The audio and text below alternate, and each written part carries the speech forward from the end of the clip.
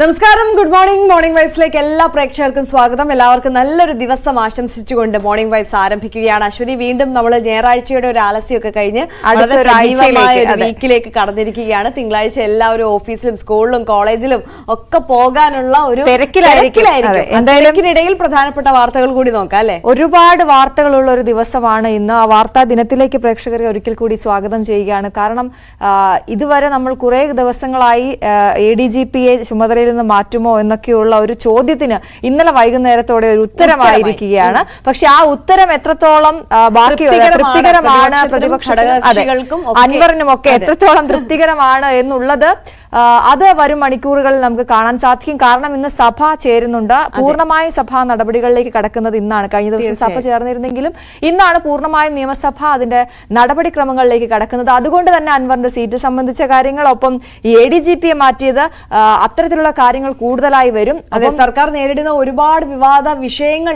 ഈ സമയത്ത് നിലനിൽക്കുന്നുണ്ട്. ഈ വിഷയങ്ങളെല്ലാം സഭയിൽ പ്രതിപക്ഷം ഉന്നയിക്കും എന്നുള്ളതാണ്. അതുകൊണ്ട് തന്നെ സഭ പ്രക്ഷുബ്ധമാകും എന്നുള്ള കാര്യത്തിൽ ഒരു തർക്കവുമില്ല. അതെ, മുഖ്യമന്ത്രിയുടെ മലപ്പുറം പ്രസ്താവനയൊക്കെ ഹിന്ദു പത്രത്തിന് അനുവദിച്ച അഭിമുഖത്തിലെ വിവാദ പ്രസ്താവനയൊക്കെ വലിയ ചർച്ചയായി സഭയിലേക്ക് വരുമ്പോൾ ഏത് രീതിയിലായിരിക്കും, എന്തായാലും പ്രക്ഷുബ്ധമാകും സഭ എന്നുള്ള കാര്യത്തിൽ അല്ലെ ഒരു തർക്കവുമില്ല. അപ്പൊ അതടക്കമുള്ള നിരവധി വാർത്തകളുണ്ട്. അതോടൊപ്പം PV അൻവറിന് മറുപടി നൽകാൻ CPM-ഉം കച്ചകെട്ടി ഇറങ്ങുകയാണ് എന്നുള്ളതാണ്. എന്തായാലും അൻവർ ആദ്യം പൊതുസമ്മേളനം നടത്തിയ ചന്തമുക്കിൽ തന്നെ ഇന്ന് വിശദീകരണ യോഗം നടത്തുകയാണ് LDF. അപ്പോൾ ഇന്ന് ഏതൊക്കെ തരത്തിലായിരിക്കാം അൻവറിന്റെ വിവാദ പരാമർശങ്ങൾക്കും ഇപ്പോൾ നടക്കുന്ന പുതിയ രാഷ്ട്രീയ നീക്കത്തിനുമൊക്കെ മറുപടി നൽകാൻ പോകുന്നത് എന്നുള്ളത് നമുക്ക് വൈകുന്നേരം അറിയാം. ഒരുപക്ഷെ ആളുകളെ കൂട്ടുന്നതിനുള്ള വലിയൊരു ശ്രമം അവിടെ നടക്കുന്നുണ്ട് എന്നുള്ളതാണ്. അൻവറിന്റെ പൊതുയോഗത്തിൽ പങ്കെടുത്തതിനപ്പുറത്തേക്ക് ആളുകളെ എത്തിക്കുക എന്നുള്ളത് CPM-നെ സംബന്ധിച്ചൊരു അഭിമാന പ്രശ്നം കൂടിയാണ് അല്ലെ.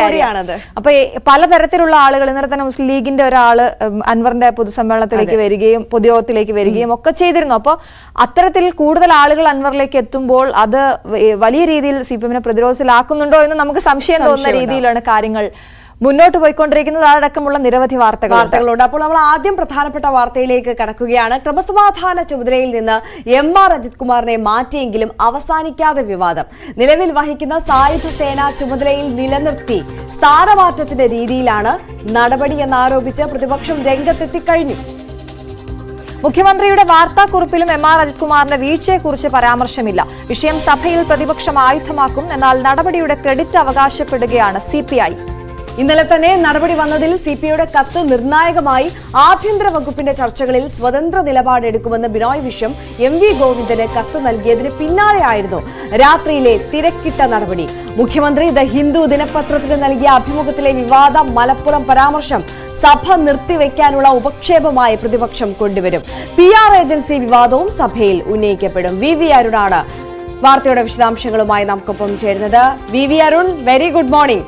നമ്മളിപ്പോൾ തുടക്കത്തിൽ സൂചിപ്പിച്ചതുപോലെ തന്നെ ADGPയെ മാറ്റിയ വിഷയം, അത് തെറ്റ് DGPയുടെ അന്വേഷണ റിപ്പോർട്ടിൽ പരാമർശിക്കുന്നുണ്ട്. പല വിഷയത്തിലും ADGP ഇടപെട്ടത് ശരിയായില്ല, അന്വേഷണത്തിന്റെ രീതി ശരിയായില്ല. അതോടൊപ്പം RSS നേതാക്കളെ കണ്ടതിൽ അതിന് നൽകിയ വിശദീകരണത്തിൽ വീഴ്ച സംഭവിച്ചു. തൃശൂർ പൂരം അലങ്കോലപ്പെടുത്തിയ ആ ഒരു വിഷയത്തിൽ ഇടപെട്ട രീതി ശരിയായില്ല. അദ്ദേഹം അവിടെ ഉണ്ടായിട്ടും ക്രമസമാധാന ചുമതല വഹിക്കുന്ന ADGP ആയിട്ടും അദ്ദേഹം ഇടപെടേണ്ട രീതിയിലല്ല ഇടപെട്ടത്. അത്തരത്തിൽ വളരെ ഗുരുതരമായ പല പരാമർശങ്ങളുമുള്ള റിപ്പോർട്ട് തന്നെയാണ് സമർപ്പിച്ചിട്ടുള്ളത് എന്നുള്ളത് നമുക്കറിയാം. ദിവസങ്ങളോളം നീണ്ടുനിന്ന വിവാദമൊക്കെയാണിത്.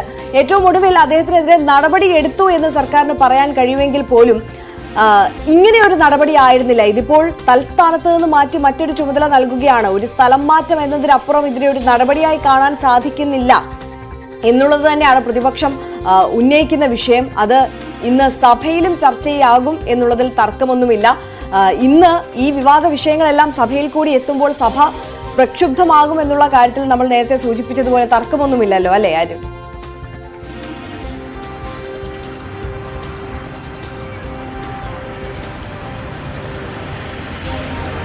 ആര്യ, MR അജിത് കുമാർ എന്ന തന്റെ വിശ്വസ്തനെ മുഖ്യമന്ത്രി മാറ്റിയത് മറ്റൊരു വഴിയുമില്ലാതെയാണെന്ന് വ്യക്തമാവുകയാണ്.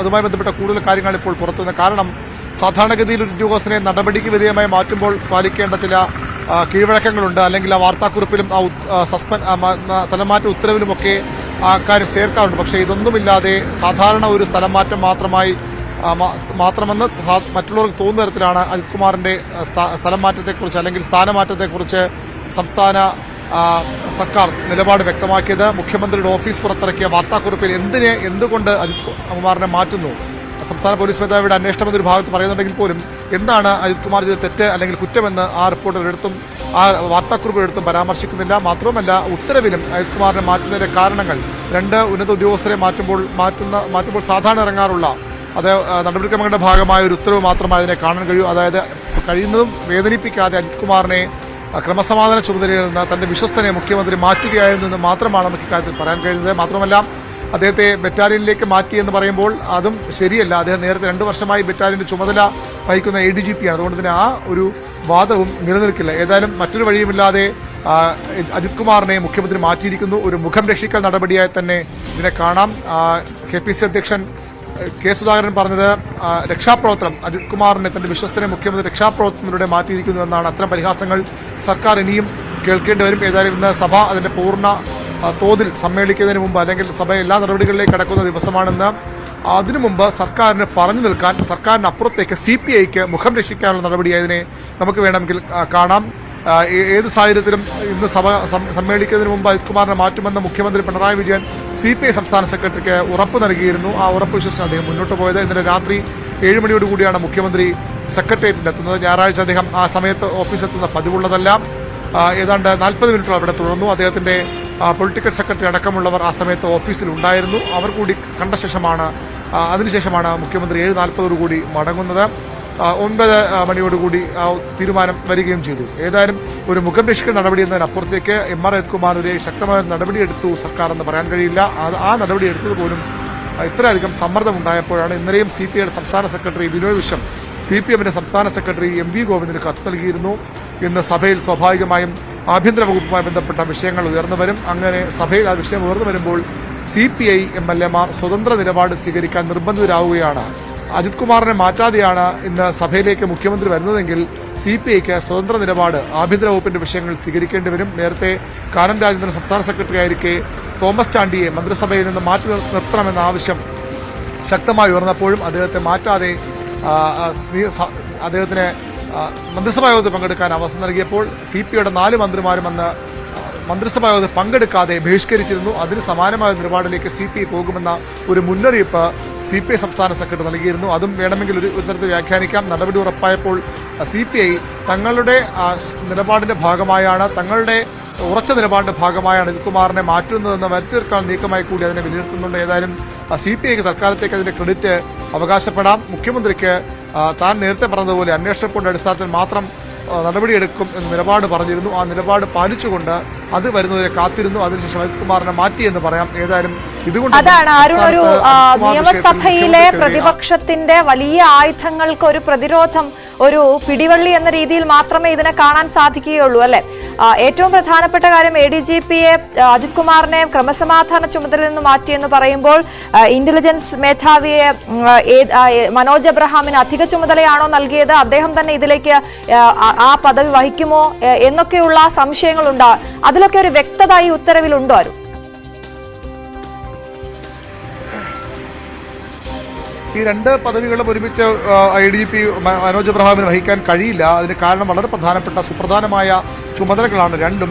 അതിൽ തന്നെ ഏറ്റവും പ്രധാനപ്പെട്ടതാണ് ക്രമസമാധാന ചുമതലയുള്ള ADGP. അതായത് ഓരോ നിമിഷവും സംസ്ഥാനത്തെ ക്രമസമാധാന ബന്ധപ്പെട്ട കാര്യങ്ങൾ മോണിറ്റർ ചെയ്യേണ്ട ഉദ്യോഗസ്ഥനാണ്. കൃത്യമായ കാര്യങ്ങൾ സർക്കാർ ധരിപ്പിക്കേണ്ട ഉദ്യോഗസ്ഥനാണ്. ക്രമസമാധാനം ഉറപ്പുവരുത്തേണ്ട ഉദ്യോഗസ്ഥനാണ്. അത്തരം ഉദ്യോഗസ്ഥൻ പൂർണ്ണസമയ ചുമതല തന്നെ വേണം. അതുകൊണ്ട് 2 പദവികളും കൂടി അങ്ങനെ ഉദ്യോഗസ്ഥർക്ക് നൽകാറില്ല. പക്ഷേ ഇവിടെ ഒരു പ്രശ്നമുള്ളത് സഭാ സമ്മേളനം ചേരുന്ന ഘട്ടമാണ്. സഭയിൽ ഇതുമായി ബന്ധപ്പെട്ട നിരവധി ചോദ്യങ്ങൾ വരും. അതുകൊണ്ട് തന്നെ അതിനുള്ള മറുപടി തയ്യാറാക്കേണ്ട ഏകോപനം കൂടി ആ ഉദ്യോഗസ്ഥനാണ്. അങ്ങനെ വരുമ്പോൾ സ്വാഭാവികമായും അജിത് കുമാർ മനോജ് എബ്രഹാമിന് ഇന്റലിജൻസ് മേധാവി സ്ഥാനവും വളരെ പ്രധാനപ്പെട്ടതാണ്. അതായത് സംസ്ഥാനത്തെ കൃത്യമായ സംഭവിക്കാൻ പോകുന്ന കാര്യങ്ങൾ കൂടി മുൻകൂട്ടി കണ്ടെത്തി സർക്കാരിനെ അറിയിക്കുക, സർക്കാരിനെതിരായ കാര്യങ്ങൾ ഉണ്ടാകുന്നുണ്ടോ, സർക്കാരിന് വിരുദ്ധമായ പ്രശ്നങ്ങൾ ഉണ്ടാകുന്നുണ്ടെന്ന കാര്യങ്ങളൊക്കെ അന്വേഷിക്കേണ്ട ചുമതലയുള്ള പ്രധാനപ്പെട്ട ഉദ്യോഗസ്ഥനാണ്. 2 പദവിയും കൂടി ഒരാൾക്ക് നൽകില്ല. മനോജ് ഇബ്രാഹിമിന് പകരം പദവി നൽകുന്നത് വരെ അദ്ദേഹത്തിന് ആ പദവിയിൽ അല്ലെങ്കിൽ പകരം ആളെ ഇന്റലിജൻസിലേക്ക് വരുന്നത് വരെ അദ്ദേഹത്തിന് അവിടെ തുടരേണ്ടി വരും. ADGPമാരുടെ എണ്ണക്കുറവ് ഒരു പ്രശ്നമാണ് സർക്കാരിന്. അതുകൊണ്ട് തന്നെ പുതിയ ഇന്റലിജൻസ് മേധാവി തീരുമാനിച്ചു 2 പദവികളിലും മനോജ് ഇബ്രാഹിം തുടരട്ടെ എന്നാണ് സർക്കാർ തീരുമാനമെങ്കിൽ അത് വലിയൊരു ജോലി അദ്ദേഹത്തിന് മാറും. പ്രത്യേകിച്ചും അജിത് കുമാർ ശക്തനായ ശേഷം പോലീസ് സേനയിൽ അത്ര പകിട്ടില്ലാത്ത സ്ഥാനത്തിരുന്നുകൊണ്ട് അല്ലെങ്കിൽ ഇന്റലിജൻസ് മേധാവിയാണെങ്കിൽ പോലും ആ 2ാം എന്ന സ്ഥാനം പൂർണ്ണമായും MR അജിത് കുമാർ കൈയടക്കുകയായിരുന്നു. MR അജിത് കുമാറിന് സ്വതന്ത്രമായ ഒരു ഇന്റലിജൻസ് സംവിധാനം തന്നെ പോലീസിലുണ്ടെന്ന വിമർശനങ്ങൾ പോലീസിനുള്ളിൽ തന്നെയുണ്ട്. അത്തരമൊരു പദവിയിൽ നിന്നാണ് ഇപ്പോൾ വീണ്ടും മനോജ് എബ്രഹാം വളരെ നിർണായകമായ സ്ഥാനത്തേക്ക് ഉയർത്തപ്പെടുന്നത്. നമുക്കറിയാം അജിത് കുമാറും മനോജ് എബ്രഹാം തമ്മിലുള്ള പോലീസിനുള്ളിലെ പോലെ വളരെ പ്രശസ്തമാണ്, അല്ലെങ്കിൽ അത് കുപ്രസിദ്ധമാണ്. അത്തരത്തിലുള്ള 2 ഉദ്യോഗസ്ഥർ തമ്മിലാണ് ഇപ്പോൾ ആ രീതിയിൽ കൂടി മനോജ് എബ്രഹാം സുപ്രധാന പദവിയിലേക്ക് വരുന്നു. അദ്ദേഹം ഏതായാലും ഈ പദവി വിട്ടുമാറാൻ സാധ്യതയില്ല. അദ്ദേഹത്തിന് മുഖ്യമന്ത്രിയുടെ കൂടി താല്പര്യപ്രകാരമായതുകൊണ്ട് തന്നെ അദ്ദേഹം ക്രമസമാന ഒരു ADG പദവി വളരെ വേഗം ഏറ്റെടുക്കുമെന്നാണ് പ്രതീക്ഷിക്കപ്പെടുന്നത്. പക്ഷേ ഇങ്ങനെ ചില തടസ്സങ്ങൾ കൂടി അദ്ദേഹത്തിന് ഉണ്ട്. വൈകാതെ അത്തരം കാര്യങ്ങളിൽ തീരുമാനം ഉണ്ടാകുമെന്ന് തന്നെയാണ് പ്രതീക്ഷിക്കപ്പെടുന്നത്. ഏതായാലും സഭാ സമ്മേളനം ഇന്ന് ആരംഭിക്കുമ്പോൾ സർക്കാരിന് മുന്നിൽ നിരവധി വെല്ലുവിളികളുണ്ട്. നിരവധി വിഷയങ്ങൾ സർക്കാരിന് പ്രതിപക്ഷത്തിന് മുന്നിൽ മറുപടി പറയേണ്ടതായും ബാക്കിയുണ്ട്. സഭയിൽ നിന്ന് പ്രതിപക്ഷം കൊണ്ടുവരുന്നത് തന്നെ മലപ്പുറമായി ബന്ധപ്പെട്ട വിവാദമാണ്. ദ ഹിന്ദു ദിനപത്രത്തിന് മുഖ്യമന്ത്രി നൽകിയ അഭിമുഖത്തിൽ മുഖ്യമന്ത്രി പറയാത്ത കാര്യങ്ങൾ ചേർത്തു എന്ന വിവാദം, അത് മുഖ്യമന്ത്രി അറിവോടുകൂടിയാണ് എന്ന വിമർശനം പ്രതിപക്ഷം ഉന്നയിക്കുന്നു. അല്ലെങ്കിൽ എന്തുകൊണ്ട് PRNCക്കെതിരെ നടപടിയെടുക്കുന്നില്ല, എന്തുകൊണ്ട് അവിടെ ആ സമയത്ത് സാന്നിധ്യത്തിലുണ്ടായിരുന്ന PR ഏജൻസിയുടെ തലവനെതിരെ നടപടിയെടുക്കുന്ന ചോദ്യമൊക്കെ പ്രതിപക്ഷം സഭയിൽ ഉയർത്തും. സഭ നിർത്തിവെക്കാനുള്ള ഉപക്ഷേപമായാകും വിഷയം കൊണ്ടുവരിക. ഏതായാലും കലുഷിതമായൊരു സഭാ നടപടികൾക്കാകും ഇന്നു മുതൽ ഉള്ള 8 ദിവസം സാക്ഷിയാകുക എന്നത് ഏറെക്കുറെ ഉറപ്പാണ്.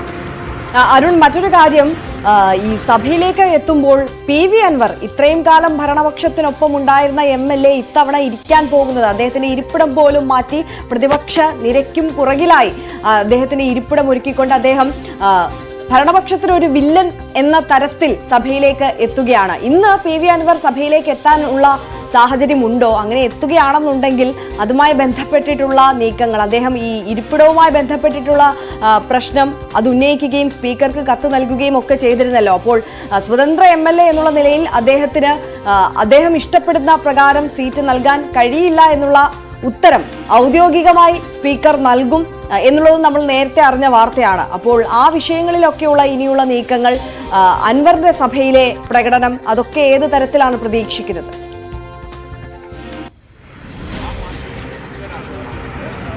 ആര്യ, PV അൻവർ ഇന്ന് സഭയിൽ എത്തില്ല എന്നാണ് നമുക്ക് ലഭിക്കുന്ന വിവരം. അദ്ദേഹം നാളെ സഭയിൽ എത്തും. ആര്യ സൂചിപ്പിച്ച ഒരു പ്രധാനപ്പെട്ട കാര്യം PV അൻവറിന്റെ സീറ്റ് തന്നെയാണ്. അദ്ദേഹം ഭരണ മുന്നണിയുടെ ഭാഗമായിരുന്നു, CPMന്റെ നിയമസഭാ കക്ഷിയുടെ ഭാഗമായിരുന്നു. അങ്ങനെ നിയമസഭാ കക്ഷിയിൽ നിർത്താൻ കഴിയില്ല മുഖ്യമന്ത്രിക്ക്, സർക്കാരിന് CPMനെതിരെ പരസ്യ വിമർശനങ്ങൾ ഉന്നയിച്ച് പ്രതിച്ഛ നഷ്ടപ്പെടുത്തിയ അൻവറിനുമായുള്ള എല്ലാ ബന്ധവും വിച്ഛേദിക്കുകയാണ് CPMന്റെ സംസ്ഥാന സെക്രട്ടറി പറഞ്ഞ ശേഷം തൊട്ടു പിന്നാലെ CPM സംസ്ഥാന സെക്രട്ടറി വിഷയം ചർച്ച ചെയ്തു. CPMന്റെ parliamentary party secretary TP Ramakrishnan speaker കത്ത് നൽകി. PV അൻവറിനെ CPMന്റെ നിയമസഭാ കക്ഷിയിൽ നിന്ന് ഒഴിവാക്കണം. അങ്ങനെ വരുമ്പോൾ ഇത്രയും നാൾ CPM അംഗങ്ങൾക്കൊപ്പം ട്രഷറി ബെഞ്ചിലിരുന്ന അൻവറിന് സ്ഥാനമാറ്റമാണ് സ്പീക്കർ നൽകിയത്. അത് പ്രതിപക്ഷ നിരയിൽ ഏറ്റവും പുറകിൽ AK അഷ്റഫിന് സമീപത്തായാണ് PV അൻവറിന് സീറ്റ് നൽകിയത്. എന്നാൽ തന്നെ അങ്ങനെ പ്രതിപക്ഷ നിരയിലേക്ക് മാറ്റാൻ ശ്രമിക്കേണ്ട, താൻ പ്രതിപക്ഷ MLA അല്ല എന്ന നിലപാടെടുത്തുകൊണ്ട് അൻവർ സ്പീക്കർക്ക് കത്ത് നൽകി. തനിക്ക് ആ സീറ്റ് പോരാ എന്ന് അദ്ദേഹം ആവശ്യപ്പെട്ടു. പക്ഷേ നിയമസഭയിലെ ചട്ടമനുസരിച്ച്, നിയമസഭാ നടപടിക്രമമനുസരിച്ച് ഒരു സ്വതന്ത്ര MLAക്ക് ഏത് സീറ്റ് നൽകണമെന്ന് തീരുമാനിക്കേണ്ടത് സ്പീക്കറാണ്, അല്ലെങ്കിൽ സ്പീക്കറുടെ നിയമസഭാ സെക്രട്ടേറിയറ്റാണ്. അവിടെ ഈ സീറ്റ് തന്നെ വേണം എന്ന് ആവശ്യപ്പെടാൻ സ്വതന്ത്ര MLAക്ക് കഴിയില്ല. അക്കാര്യം അറിയിച്ചുകൊണ്ട് അൻവർക്ക് ഇന്ന് സ്പീക്കർ കത്ത് നൽകും. അതോടുകൂടി ആ വിഷയത്തിൽ അൻവറിന്റെ എല്ലാ വഴിയും അടയും. മറ്റൊന്ന്, പിന്നീട് അൻവറിന് സഭയ്ക്കുള്ളിൽ പ്രതിഷേധിക്കാം. അദ്ദേഹം പറഞ്ഞതുപോലെ നിരത്തിരിക്കും, മദ്യത്തിരിക്കും എന്നൊക്കെ പറഞ്ഞതുപോലെ പ്രതിഷേധിക്കാമെന്നതിനപ്പുറത്തേക്ക് അൻവറിന്റെ സീറ്റ് കാര്യത്തിൽ ഒരു വിട്ടുവീഴ്ചയും നിയമസഭാ സെക്രട്ടറിന് ചെയ്യാൻ കഴിയില്ല. അതിന്റെ ചട്ടപ്രകാരവും അതിന് കഴിയില്ല. അരുൺ, ഒപ്പം മുഖ്യമന്ത്രിക്കെതിരായി നിരവധി ആയുധങ്ങൾ പ്രതിപക്ഷത്തിന്റെ കയ്യിലുണ്ട് എന്നുള്ളതാണ്. ഈ സഭാ സമ്മേളനം കൂടുമ്പോൾ നമ്മൾ പ്രതീക്ഷിക്കേണ്ടത് എന്തൊക്കെ കാര്യങ്ങളിലാണ് പ്രതിപക്ഷം അവരുടെ പിടിമുറുക്കുക എന്നുള്ളതാണ്. ഈ മലപ്പുറം വിവാദമൊന്നും മുഖ്യമന്ത്രിയുടെ വിശദീകരണത്തിൽ തൃപ്തരല്ല എന്ന് തന്നെയാണ് പിന്നീട് പ്രതിപക്ഷ നേതാവിന്റെ വാക്കുകളിൽ നിന്നൊക്കെ നമുക്ക് മനസ്സിലായത്. ഏറ്റവും പ്രധാനമായി ഉന്നയിക്കുക അത് തന്നെയാകുമോ?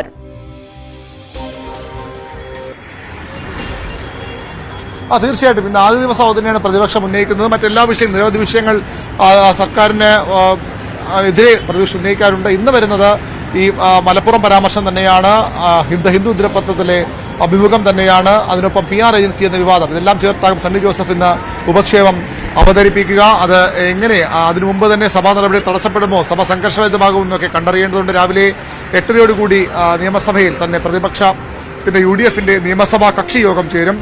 അവിടെയാകും സഭയിൽ എന്ത് തന്ത്രമാണ് സ്വീകരിക്കേണ്ടത്. ആദ്യം മുതൽ ചോദ്യോത്തരവേള മുതൽ പ്രശ്നമുണ്ടാക്കണോ? കാരണം ചോദ്യോത്തരവേളയിൽ മുഖ്യമന്ത്രിക്ക് മറുപടി പറയേണ്ട നിരവധി വിഷയങ്ങൾ, അത് സഭയുടെ ഫ്ലോറിൽ പറയേണ്ട നിരവധി വിഷയങ്ങൾ ഒഴിവാക്കിയിരുന്നു. അക്ഷരചിഹ്നമിടാത്ത ചോദ്യമായി മാറ്റി ഒഴിവാക്കിയത് ആരോപണം പ്രതിപക്ഷം ഉന്നയിക്കുന്നു. അതുകൊണ്ട് ആ വിഷയത്തിന്റെ പ്രതിഷേധം അറിയിച്ച് തുടങ്ങുമോ, അല്ലെങ്കിൽ സഭ നിർത്തിവെക്കേണ്ട ഉപക്ഷേപം അവതരിപ്പിക്കുന്നവരെ കാത്തിരിക്കുമോ, ശൂന്യവേള വരെ കാത്തിരിക്കുമോ എന്ന കാര്യമൊക്കെ അറിയണം. ഏതായാലും സഭയിൽ അത്യന്തം സംഘർഷാത്മകമായ അന്തരീക്ഷം തന്നെയാണ് സാധ്യതയുള്ളത്. പ്രതിപക്ഷത്തിന് നിരവധി വിഷയങ്ങൾ, അത് നമ്മളിപ്പോൾ സൂചിപ്പിച്ച മലപ്പുറം പരാമർശമുണ്ട്, PV അൻവർ MLA ഉന്നയിച്ച ആരോപണങ്ങളുണ്ട്, ADGP MR അജിത്കുമാറിന്റെ ആരോപണങ്ങളുണ്ട്, പൂരം കലക്കലുണ്ട്. പൂരം കലക്കലിൽ ആദ്യം തന്നെ സ്വയം ന്യായീകരിച്ച് വെള്ളപൂശി അജിത് കുമാർ നൽകിയ റിപ്പോർട്ടുണ്ട്. അതിനുശേഷം ആ റിപ്പോർട്ട് തള്ളിക്കൊണ്ട് സംസ്ഥാന പോലീസ് മേധാവിയുടെ അന്വേഷണം പുരോഗമിക്കുന്നു. മുഖ്യമന്ത്രിക്കെതിരെ നിരവധി ആരോപണങ്ങളുണ്ട്. അത്തരത്തിൽ പ്രതിപക്ഷത്തിന് ഒരു സഭാ സമ്മേളനത്തിൽ സ്വപ്നം കാണാൻ മാത്രം കഴിയുന്ന തരത്തിലുള്ള അവസരങ്ങളാണ്, ആയുധങ്ങളാണ് ഇത്തവണ സഭയിലേക്ക് വരുമ്പോൾ VD സതീശനും ഒപ്പമുള്ളവർക്കും അവരുടെ കയ്യിലുള്ള രാഷ്ട്രീയത്തിലേക്ക് കൂടി ഒന്ന് നമുക്ക് ഈ പ്രഭാതത്തിൽ പോകേണ്ടതുണ്ട്. PV അൻവറിന്റെ പൊതുയോഗങ്ങളിൽ കണ്ട ആൾക്കൂട്ടം, അത് CPM ഇന്ന് മറ്റൊരു മറുപടിയായൊരു വിശദീകരണ യോഗം നടത്തുമ്പോൾ CPM അൻവർ പോര് അത് ഏത് തലത്തിലേക്ക് പോകുന്നു എന്ന് വേണം നമ്മൾ മനസ്സിലാക്കാൻ.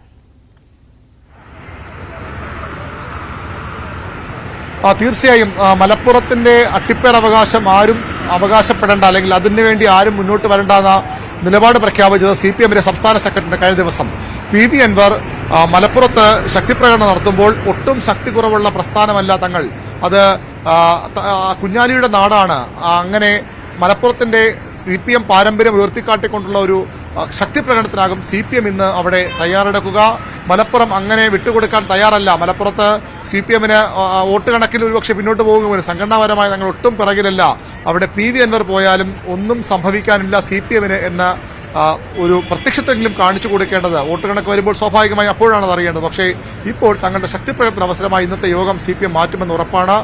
മലപ്പുറത്ത് തന്നെയുള്ള നേതാവ് CPMന്റെ പൊളിറ്റ് ബ്യൂറോ അംഗം A. വിജയരാഘവനാണ് ആ യോഗം ഉദ്ഘാടനം ചെയ്യുന്നത്. KT ജലീൽ ഒരു ഘട്ടത്തിൽ അൻവറിനൊപ്പം നീക്കങ്ങൾക്ക് ചുക്കാൻ പിടിക്കുന്ന നേതാവെന്ന വിലയിരുത്തലുണ്ടായ KT ജലീൽ തന്നെ ആ യോഗത്തിൽ പങ്കെടുക്കും. മലപ്പുറത്തെ വിട്ടുകൊടുക്കാൻ തയ്യാറല്ല എന്ന ഒരു പ്രഖ്യാപനമായി ഇന്നത്തെ യോഗം മാറുമെന്നാണ് പ്രതീക്ഷിക്കപ്പെടുന്നത്. അൻവറിന്റെ യോഗത്തിൽ സ്വാഭാവികമായും വലിയ രീതിയിൽ ആളുകൾ ഒഴുകിയെത്തി. അതിനും അപ്പുറത്തേക്ക് ഒരു ആൾക്കൂട്ടം CPM പ്രതീക്ഷിക്കുന്നു. അൻവറിന്റെ യോഗത്തിനെത്തിയത് ജമാഅത്തെ ഇസ്ലാമിയും SDPയും UDFും ഒക്കെയാണെന്ന് CPM അധിക്ഷേപിക്കുമ്പോൾ അങ്ങനെയല്ല. CPMന്റെ ഇടതുമുന്നണിയുടെ പ്രവർത്തകർ അവിടെ അണിനിരത്താനുള്ള വലിയൊരു ബാധ്യത CPMനുണ്ട്. അതിനുള്ള ഒരുക്കങ്ങൾ അവർ ശക്തമായി തന്നെ നടത്തുന്നു. വലിയ ആത്മവിശ്വാസം തന്നെയാണ് അവിടുത്തെ CPM എന്നാണ് മനസ്സിലാക്കേണ്ടത്. ഏതായാലും മലപ്പുറത്ത് ഇന്ന് CPMന്റെ ഒരു ശക്തി പ്രകടനം തന്നെയായി ഇത് മാറുമെന്ന് തന്നെ പ്രതീക്ഷിക്കാം. PV അൻവറിനെതിരെ സർവ്വശക്തിയും എടുത്ത് CPMും മലപ്പുറത്ത് ഇറങ്ങുകയാണ്. ശരി, VV അരുണാണ് വിവരങ്ങൾ നൽകിക്കൊണ്ടിരിക്കുന്നത്. അരുൺ, മറ്റൊരു കാര്യം കൂടി ചോദിച്ചോളട്ടെ. അതായത് ഇതിപ്പോൾ ADGP എന്തായാലും ക്രമസമാധാന ചുമതലയിൽ നിന്ന് മാറ്റിയത് CPI അവരുടെ ഒരു ക്രെഡിറ്റായി ഏറ്റെടുക്കുകയാണ്. പക്ഷേ എന്നിരുന്നാൽ പോലും CPI ആവശ്യപ്പെട്ട രീതിയിലുള്ള ഒരു നടപടി തന്നെയാണ് എടുത്തത് എന്നുള്ളത് വ്യക്തമാക്കുന്നുണ്ടോ നേതാക്കന്മാർ? അതോ പ്രാഥമികമായി ഇത്തരത്തിലൊരു നടപടി തന്നെയാണ് അവർ ഉദ്ദേശിച്ചത്, തൽസ്ഥാനത്ത് നിന്ന് മാറ്റുക, അതിനപ്പുറം ശക്തമായ നടപടി പ്രാഥമിക ഘട്ടത്തിൽ വേണ്ട എന്ന് തന്നെയാണോ? തൃപ്തികരമാണോ? ഇന്നലെ രാത്രി വൈകിയും ബിനോയ് വിശ്വം CPI സംസ്ഥാന സെക്രട്ടറി ബിനോയ് വിശ്വം അവരുടെ ഇപ്പോഴത്തെ പാർട്ടി ആസ്ഥാനമായ PS സ്മാരകത്തിലുണ്ടായിരുന്നു. അതായത് മുഖ്യമന്ത്രി സെക്രട്ടേറിയറ്റ് എത്തുന്ന ഏതാണ്ട് അതേ സമയത്ത് തന്നെ അദ്ദേഹം PS സ്മാരകത്തിലെത്തി കാത്തിരിക്കുകയായിരുന്നു. മുഖ്യമന്ത്രി ആ ഫയലിൽ ഒപ്പിടുന്നതും കാത്ത്. അങ്ങനെ ഫയലിൽ ഒപ്പിട്ടില്ലെങ്കിൽ ചടുലമായ ചില രാഷ്ട്രീയ നീക്കങ്ങൾ അനിവാര്യമായി തീർന്നേനെ എന്ന് CPI കേന്ദ്രങ്ങൾ വിശ്വസിക്കുന്നതാണ്. ഞാൻ നേരത്തെ സൂചിപ്പിച്ച സഭയിൽ PV ഇത്തരത്തിൽ ആഭ്യന്തര വകുപ്പുമായി ബന്ധപ്പെട്ട കാര്യങ്ങളിൽ സ്വതന്ത്ര നിലപാടെടുക്കുന്ന അടക്കമുള്ള കടുത്ത നിലപാടുകളിലേക്ക് പോകാൻ CPI തയ്യാറെടുക്കുന്നുവെന്ന സൂചനകളാണ് അതുമായി ബന്ധപ്പെട്ട് പുറത്തു വന്നത്. ഏതായാലും അതുണ്ടായില്ല. ബിനോയ് വിശ്വത്തിന്റെ കാത്തിരിപ്പ് വെറുതെ ആയില്ല. പാർട്ടിയുടെ വിവിധ ഘടകങ്ങളിൽ കൊടുത്ത ഉറപ്പ് വെറുതെയായില്ല. അജിത് കുമാറിനെതിരെ മുഖ്യമന്ത്രി നടപടിയെടുക്കുമെന്ന ഉറപ്പ് അദ്ദേഹം പാലിക്കാൻ മുഖ്യമന്ത്രിക്കായി അല്ലെങ്കിൽ അത് അങ്ങനെ നടപടിയെടുത്തതിൽ ആശ്വസിക്കാൻ ബിനോയ് വിശ്വത്തിനും ഉണ്ട്. ഏതായാലും ഇപ്പോഴത്തെ അവരുടെ അവകാശവാദം അതുതന്നെയാണ്. തങ്ങളുടെ കടുത്ത നിലപാടാണ് ഈ സഭയെ ചെയ്തതിന് മുമ്പ് തന്നെ അത്തരം നിലപാടിലേക്ക് മാറ്റിയതെന്ന്. എന്നാൽ ഈ വേഗം മാത്രമായിരുന്നു അവർ പ്രതീക്ഷിച്ചിരുന്നത്? ഇത്ര വൈകിയാണോ നീതി ലഭിക്കുന്ന ചോദ്യങ്ങൾ CPI-ക്കുള്ളിൽ തന്നെ ഉയരുന്നുണ്ട്. ഏതായാലും തൽക്കാലത്തേക്ക് അവർക്ക് ഇതിന്റെ ക്രെഡിറ്റ് അവകാശപ്പെടാം. തൽക്കാലത്തേക്ക് അവർക്ക് മുഖം രക്ഷിക്കാം. പ്രത്യേകിച്ച് CPI-യുടെ സംസ്ഥാന സെക്രട്ടറിക്ക് മുഖം രക്ഷിക്കാം. സഭയിൽ ഭരണമുന്നണി രണ്ട് പ്രധാനപ്പെട്ട കക്ഷികൾ ഒരേ വിഷയത്തിൽ രണ്ട് നിലപാട്, അല്ലെങ്കിൽ CPM പൂർണ്ണമായും ഇത്തരത്തിൽ CPI മറ്റു കക്ഷികളും പൂർണ്ണമായും ആഭ്യന്തര വകുപ്പിനെ ന്യായീകരിക്കുമ്പോൾ മൗനം തുടർന്ന് അല്ലെങ്കിൽ നിശബ്ദരായിരുന്നു കൊണ്ട് പ്രതിപക്ഷം പറഞ്ഞ ശരിയെന്ന് മൗനത്തിലൂടെ സമ്മതിക്കേണ്ട അവസ്ഥ CPI-ക്ക് ഉണ്ടായില്ലെന്ന് അവർക്ക് ആശ്വസിക്കാം. മുന്നണിക്കും അത് ഒരു താൽക്കാലിക ആശ്വാസമാണ്. അതുകൊണ്ട് തന്നെ ഇപ്പോൾ അവർക്ക് അതിന്റെ ക്രെഡിറ്റ് സ്വാഭാവികമായും അവകാശപ്പെടാം. തീർച്ചയായും VV അരുണാണ് വിശദാംശങ്ങൾ നൽകിയത്. എന്തായാലും സഭ ഇന്ന് പ്രക്ഷുബ്ധമാകും എന്നുള്ളത് നമ്മൾ തുടക്കത്തിൽ സൂചിപ്പിച്ചതുപോലെ, അരുൺ സൂചിപ്പിച്ചതുപോലെ അതിലൊരു തർക്കവുമില്ല. എന്തായാലും നേരത്തെ അശ്വതി പറഞ്ഞതുപോലെ തന്നെ ഈ വിവാദ വിഷയങ്ങളെല്ലാം പ്രതിപക്ഷം വലിയ ആയുധമാക്കി സഭയിലേക്ക് കൊണ്ടുവരികയാണ്. അതോടൊപ്പം തന്നെ നമ്മൾ സൂചിപ്പിച്ച PV അൻവറിന്റെ സ്ഥലം മാറ്റം. അപ്പോൾ PV അൻവർ ഇന്ന് സഭയിലേക്ക് എത്തുന്നില്ല, പക്ഷേ ഇനി എത്തുമ്പോൾ അദ്ദേഹം ഏത് തരത്തിലുള്ള സഭ തുടങ്ങുന്ന അതേ സമയത്ത് അദ്ദേഹം മാധ്യമങ്ങളെ കാണാൻ ഇന്ന് സാധ്യതയുണ്ട്. അതെ, 9 മണിക്ക് അദ്ദേഹം മാധ്യമങ്ങളെ കാണാനുള്ള ഒരു സാധ്യത കൂടി ഉണ്ട് എന്നുള്ളത് കൂടി പ്രേക്ഷകരോട് പറയുകയാണ്. എന്തായാലും ഇപ്പോൾ ഏറ്റവും ഒടുവിലായി നമ്മൾ സൂചിപ്പിച്ചതുപോലെ തന്നെ ADGP ക്രമസമാധാന ചുമതലയിൽ നിന്നും മാറ്റിയ നടപടിയിൽ സന്തോഷമെന്ന് ബിനോയ് വിശ്വം പ്രതികരിച്ചിരിക്കുന്നു. ഇത് ഇടതുപക്ഷത്തിന്റെ വിജയമാണ്. ADGP-യെ മാറ്റണമെന്ന ആവശ്യം ഉന്നയിച്ചത് CPI ആണ്. നടപടി ഇത് മതിയോ എന്ന കാര്യത്തിൽ പിന്നീട് പ്രതികരിക്കാമെന്നാണ് ബിനോയ് വിശ്വം പറഞ്ഞത്. ക്രമസമാധാന പാലന ചുമതലയുള്ള ADGP ദുരൂഹമായ കാരണങ്ങളാൽ പ്രമുഖരായ 2 RSS നേതാക്കന്മാരെ കണ്ട കാര്യം ശ്രദ്ധയിൽപ്പെട്ട ആ നിമിഷം മുതൽ കമ്മ്യൂണിസ്റ്റ് പാർട്ടി ആവശ്യപ്പെടുന്ന കാര്യമാണ്. ആ ക്രമസമാധാന പാലന ചുമതലയിൽ നിന്നും ADGP അജിത് കുമാറിനെ മാറ്റണമെന്ന ആവശ്യം. ആ ആവശ്യം ഇപ്പോൾ നിറവേറ്റപ്പെട്ടിരിക്കുന്നു. കമ്മ്യൂണിസ്റ്റ് പാർട്ടിക്ക് അഭിമാനമുണ്ട്. തീർച്ചയായിട്ടും കമ്മ്യൂണിസ്റ്റ് പാർട്ടി വിശ്വസിക്കുന്നത് LDF ഗവൺമെന്റ് ഇടതുപക്ഷ രാഷ്ട്രീയത്തിന്റെയും ഇടതുപക്ഷ മൂല്യത്തിന്റെയും പാതയിൽ മുന്നോട്ട് പോകാൻ ശ്രമിക്കുന്ന LDF ഗവൺമെന്റ് ആ ദിശയിൽ കൈക്കൊണ്ട ഉചിതമായ ശരിയായ നടപടിയാണ് ഇതെന്നാണ് പാർട്ടി അതിനെ സർവാത്മന സ്വാഗതം ചെയ്യും. CPI-യുടെ വിജയം എന്നുള്ള വിജയമില്ല, LDF-ന്റെ വിജയമാണ്. LDF രാഷ്ട്രീയത്തിന്റെ വിജയമാണത്. ഇന്ത്യൻ രാഷ്ട്രീയത്തിൽ കേരളത്തിലെ ഗവൺമെന്റിനെ കമ്മ്യൂണിസ്റ്റ് പാർട്ടി കാണുന്നത് വ്യത്യസ്തമായ ഇടതുപക്ഷ നയങ്ങൾ ഉയർത്തിപ്പിടിക്കാൻ കടപ്പെട്ട ഗവൺമെന്റായിട്ടാണ്. ആ ഗവൺമെന്റിന് തീർച്ചയായിട്ടും ഒരു രാഷ്ട്രീയ അടിത്തറയുണ്ട്. ആ രാഷ്ട്രീയം ഇന്ത്യയിൽ ഫാസിസ്റ്റ് വിപത്തിന്റെ കാർമേഘം പടർത്തുന്ന RSS രാഷ്ട്രീയത്തിന്റെ മറുഭാഗത്താണ്, വിപരീത ഭാഗത്താണ്. അങ്ങനെയുള്ളൊരു ഗവൺമെന്റിലെ പ്രധാനപ്പെട്ടൊരു ചുമതലയാണ് ക്രമസമാധാന ചുമതല. ആ ചുമതല വഹിക്കുന്ന ഒരു ഉദ്യോഗസ്ഥൻ ദുരൂഹമായ സാഹചര്യത്തിൽ കാരണങ്ങളാൽ ഒന്നല്ല 2 വട്ടം 2 RSS നേതാക്കന്മാരെ കണ്ടതായിട്ട് വെളിച്ചത്ത് വരുമ്പോൾ അതേപ്പറ്റി ഒരു ഇടതുപക്ഷ ഗവൺമെന്റിന് ഉത്തരം പറയേണ്ട കടമയുണ്ട്. ആ ഉത്തരമാണ് ഇന്നിപ്പോൾ LDF ഗവൺമെന്റ് ശരിയായി പറഞ്ഞിരിക്കുന്നത്. ഞാൻ പറഞ്ഞല്ലോ, കമ്മ്യൂണിസ്റ്റ് പാർട്ടി അതിനെ സ്വാഗതം ചെയ്യുന്നു, അതിനെ പിന്തുണക്കുന്നു. ഈ RSS നേതാക്കളെ കണ്ടത് വളരെ ഗുരുതരമായ ഒരു കുറ്റകൃത്യമായിട്ടാണ് CPI നേരത്തെ തന്നെ കാണുന്നത്. ഒരു ചുമതലയിൽ നിന്ന്, ഒരു ക്രമസമാധാന ചുമതലയിൽ നിന്ന് മാത്രം മാറ്റിയ ഉദ്യോഗസ്ഥനെ ഒരു പൊസിഷനിൽ നിർത്തിയിരിക്കുകയാണ്. അത് മതിയോ? CPI അതാണോ ആവശ്യപ്പെടുന്നത്? അതൊക്കെ നമുക്ക് ഡിസ്കസ് ചെയ്യാം. Not now, we can discuss it at a later stage. ഇപ്പോൾ വിഷയം സ്വന്തമല്ല. കമ്മ്യൂണിസ്റ്റ് പാർട്ടി ആവശ്യപ്പെട്ട കാര്യം ഇതാണ്. ആവശ്യം പൂർണ്ണമായും സർക്കാർ അംഗീകരിച്ചിരിക്കുന്നു, നടപ്പിലാക്കിയിരിക്കുന്നു. ഈ വിജയം കമ്മ്യൂണിസ്റ്റ് പാർട്ടി കാണുന്നത് പാർട്ടിയുടെ മാത്രം വിജയമായിട്ടല്ല, ഈ വിജയം LDF രാഷ്ട്രീയത്തിന്റെ വിജയമായിട്ടാണ്. അദ്ദേഹത്തിന്റെ വാക്കുകൾ പ്രസക്തമാണ് ഈ സമയത്ത്. കാരണം ആ ക്രെഡിറ്റ് മുഴുവൻ CPI എടുക്കുന്നു എന്നുള്ളതാണ്. PV അൻവർ ഉന്നയിച്ച കാര്യങ്ങളൊക്കെ പാടെ മറന്നുകൊണ്ട് CPI ആ ക്രെഡിറ്റ് ഏറ്റെടുക്കുന്നു. LDFന്റെ വിജയമാണ്, മുന്നണിയുടെ വിജയമാണ് എന്നാണ് അദ്ദേഹം പറഞ്ഞത്. ഒരുപക്ഷെ അദ്ദേഹത്തിന്റെ അല്ലെങ്കിൽ CPIയുടെ വാക്ക് കേട്ടില്ലായിരുന്നു എന്നുണ്ടെങ്കിൽ വലിയ പ്രതിരോധം അവർക്ക് മാധ്യമങ്ങൾക്ക് മുമ്പിൽ അടക്കം തീർക്കേണ്ടി വന്നേനെ. കാരണം ഇത്രത്തോളം ദിവസങ്ങളായി ആവശ്യപ്പെടുന്ന കാര്യമാണ് ഈ സഭാ സമ്മേളനം തുടങ്ങുന്നതിന് മുമ്പ് തന്നെ ADGPയെ മാറ്റണമെന്നുള്ള ആവശ്യം. എന്തായാലും ഇന്നിപ്പോൾ തിങ്കളാഴ്ചയാണ് പൂർണ്ണമായ ഒരു പിടിവള്ളിയുണ്ട് അവർക്ക് എന്നുള്ളതാണ്. എന്തായാലും നമുക്ക് മലപ്പുറത്തേക്ക് പോകാം. അവിടെ PV അൻവറിന്റെ ആരോപണങ്ങൾക്ക് മറുപടി പറയാൻ ഒരുങ്ങുകയാണ് CPM. ഇന്ന് വൈകിട്ട് നിലമ്പൂർ ചന്തക്കുന്നിലാണ് പൊതുയോഗം. പോളിറ്റ് ബ്യൂറോ അംഗം A വിജയരാഘവനാണ് പൊതുയോഗം ഉദ്ഘാടനം ചെയ്യുക. KT ജലീലും പങ്കെടുക്കും. CV അനുമോദ് വിശദാംശങ്ങളുമായി മലപ്പുറത്ത് നിന്ന് നമുക്കൊപ്പം ചേരുകയാണ്. CV Anumod, very good morning. എന്തായാലും അൻവറിന്റെ ആരോപണങ്ങൾക്ക് അൻവർ ആദ്യമായി പൊതുസമ്മേളനം നടത്തിയ അതേ സ്ഥലത്ത് മറുപടി നൽകാൻ ഒരുങ്ങുകയാണ് CPM. വേദിയിൽ KT ജലീൽ ഉണ്ട് എന്നുള്ളതും പ്രത്യേകതയാണല്ലേ?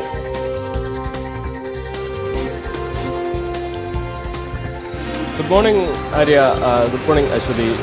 KT ജലീലിന്റെ സാന്നിധ്യം തന്നെയാണ് ഇന്നത്തെ വൈകുന്നേരത്തെ CPMന്റെ പൊതുസമ്മേളനത്തെ ശ്രദ്ധേയമാക്കുന്നത്. KT ജലീൽ മാത്രമല്ല, TK ഹംസയുമുണ്ട്. അതായത് മലപ്പുറത്തെ ഒരു കാലത്ത് വലതുപക്ഷത്തു നിന്നും ഇടതുപക്ഷത്തേക്ക് വന്ന, ഇപ്പോഴും ഇടതുപക്ഷത്ത് ഉറച്ചു നിൽക്കുന്ന രണ്ട് പ്രമുഖ നേതാക്കളാണ് ഇവർ എങ്ങനെ അൻവറിനെ പ്രതിരോധിക്കും, ഇവരെ മുന്നിൽ നിർത്തി CPM അൻവറിനെതിരെ ഉയർത്തുന്ന പ്രതിരോധം എന്തെല്ലാമാകും എന്നുള്ളതാണ് കണ്ടറിയേണ്ടത്. എന്താണെങ്കിലും കഴിഞ്ഞ ദിവസം അൻവർ തന്റെ സംഘടനയുടെ പ്രഖ്യാപനം മഞ്ചേരിയിൽ വെച്ച് നടത്തിയത് നമ്മൾ കണ്ടതാണ്. നിശ്ചിതമായ വിമർശനങ്ങൾ അദ്ദേഹം ഉന്നയിച്ചു. ഇതുവരെ ഉന്നയിക്കാത്ത പാലക്കാട് ചേലക്കര ഉപതെരഞ്ഞെടുപ്പുകളിൽ BJP CPM ധാരണയുണ്ട് എന്നൊരു ഗുരുതരമായ ആക്ഷേപം അദ്ദേഹം ഉന്നയിച്ചു. അതേസമയം അദ്ദേഹം ADGP വിഷയത്തിൽ അദ്ദേഹം തുടങ്ങിയ പോരാട്ടത്തിലാണ് ഇപ്പോൾ ADGPയെ സ്ഥലം മാറ്റിക്കൊണ്ടുള്ള ഉത്തരവ് വന്നിരിക്കുന്നത്. അതിലെങ്ങനെയായിരിക്കും അദ്ദേഹത്തിന് പ്രതികരണം എന്നറിയില്ല. എന്താണെങ്കിലും ഇടതുപക്ഷത്തെ സംബന്ധിച്ച് ഈ ഒരു സ്ഥലം മാറ്റം നടപടിയെടുത്തു എന്നുള്ളത്, അന്വേഷണ റിപ്പോർട്ട് ലഭിച്ചതിന് ശേഷം നടപടിയെടുത്തു എന്നുള്ളത് ഇടതുപക്ഷം ഇത്തരം കാര്യങ്ങളിൽ എടുക്കുന്ന സമീപനത്തിന്റെ ഉദാഹരണമാണെന്ന് വ്യാഖ്യാനിക്കുവാനും വിശദീകരിക്കുവാനും അതേസമയം അൻവറിന്റെ പിന്നിൽ ഗൂഢലക്ഷ്യങ്ങളുണ്ടെന്ന് സ്ഥാപിക്കുവാനുമായിരിക്കും ഇടതുപക്ഷ നേതാക്കളുടെ ശ്രമം. അത് നിലമ്പൂർ ചന്തക്കുന്നിൽ തന്നെയാണ് അവരുടെയും ഈ ഒരു പൊതുയോഗം നടക്കുന്നതെന്ന പ്രത്യേകതയുണ്ട്. അതായത് അൻവറിന് ഏറ്റവും അധികം പിന്തുണ ഉള്ള ഇടങ്ങളിൽ ഒന്നായിട്ടാണ് നിലമ്പൂരിനെ കാണുന്നത്. അപ്പോൾ അൻവറിനെ വോട്ട് ചെയ്ത് വിജയിപ്പിച്ച ഇടതുപക്ഷ പ്രവർത്തകർക്ക് എങ്ങനെ ഈ ഒരു വിഷയത്തിൽ എന്തെല്ലാം പ്രതിരോധം തീർക്കും ഇടതുപക്ഷ നേതാക്കൾ എന്നുള്ളതാണ് കണ്ടറിയേണ്ടത്. എന്തായാലും അൻവറിനെതിരെ വലിയ വിമർശനങ്ങൾ നമ്മൾ പ്രതീക്ഷിക്കുന്നുണ്ട്. ഒപ്പം തന്നെ സർക്കാർ ഈ ഒരു അഴിമതിക്കും അതേപോലെ ഈ RSSന്റെ കൂടെ ഇല്ല എന്ന് ഉറപ്പിക്കുന്ന പോരാട്ടങ്ങൾക്കും അതിന് നേതൃത്വം കൊടുക്കുന്നു എന്ന സന്ദേശം വ്യക്തമായും ഈ സംഭവവികാസങ്ങളുടെ പശ്ചാത്തലത്തിൽ കുറെ കൂടി വിശദമായും അവർ നൽകും എന്ന ഉറപ്പാണ്. എന്നാണെങ്കിലും ഏറ്റവും പ്രധാനപ്പെട്ട മറ്റൊരു കാര്യം, ഇന്ന് രാവിലെ അൻവർ മാധ്യമങ്ങളെ കാണുന്നുണ്ട്. അദ്ദേഹത്തിന്റെ പ്രതികരണം പ്രധാനപ്പെട്ടതാണ്. ADGPയുടെ ഈ ഒരു സ്ഥലം മാറ്റ തീരുമാനത്തിൽ അനുമോദ്, ഇന്നലെ ഈ ADGPയുടെ സ്ഥാനമാറ്റം സംബന്ധിച്ച വാർത്ത വന്ന ഉടനെ തന്നെ സോഷ്യൽ മീഡിയയിൽ അദ്ദേഹം ഒരു പോസ്റ്റ് ഇട്ടിരുന്നു. എപ്പോഴും പഞ്ച് ഡയലോഗുകൾക്ക് ഒരിക്കലും ഒരു കുറവ് വരുത്താത്ത ആളാണ് PV അൻവർ. ഇന്നലെ ഇട്ടിരുന്ന ആ ഡയലോഗ്, തൊപ്പി ഊരി നിൽക്കുന്ന അജിത് കുമാറിന്റെ ഫോട്ടോയും ഒപ്പം അജിത് കുമാറിന്റെ തലയിൽ നിന്ന് ആ തൊപ്പി ഊരിക്കുമെന്ന് പറഞ്ഞവന്റെ പേര് അൻവർ എന്ന CMA, PV അൻവർ, പുത്തൻ വീട്ടിൽ അൻവർ എന്നായിരുന്നു അദ്ദേഹത്തിന്റെ ആ പോസ്റ്റ്.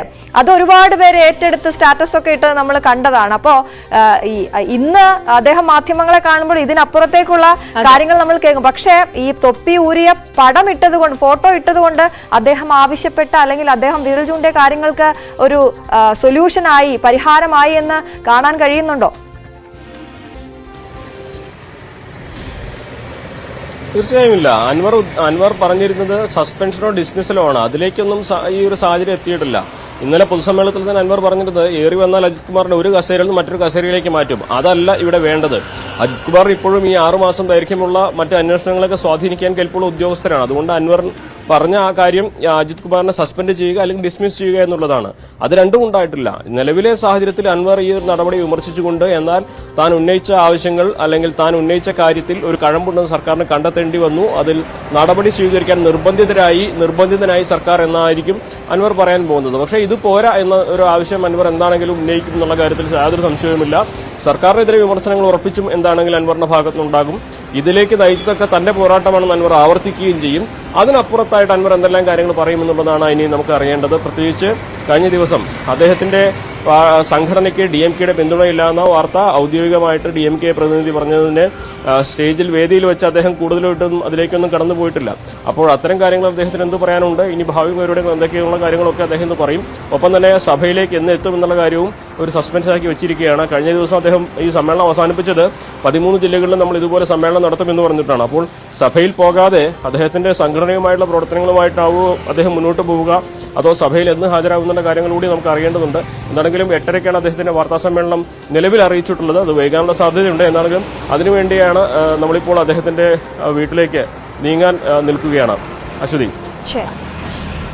CV അനുമോദാണ് വാർത്തയുടെ വിശദാംശങ്ങൾ നൽകിയത്. എന്തായാലും അൻവറിന്റെ ആരോപണങ്ങൾക്ക് മറുപടി പറയാൻ CPM കച്ചയും കെട്ടിയിറങ്ങുകയാണ് അശ്വതി. ഏതായാലും വൈകിട്ട് നിലമ്പൂരിൽ ചന്തമുക്കിൽ അൻവർ ആദ്യമായി പൊതുസമ്മേളനം നടത്തിയ വേദിയിൽ തന്നെ വിശദീകരണ യോഗവുമായി CPM എത്തുമ്പോൾ KT ജലീല് അൻവറിനെതിരെ സംസാരിക്കുമെന്നുള്ളത് ശ്രദ്ധേയമാണ്.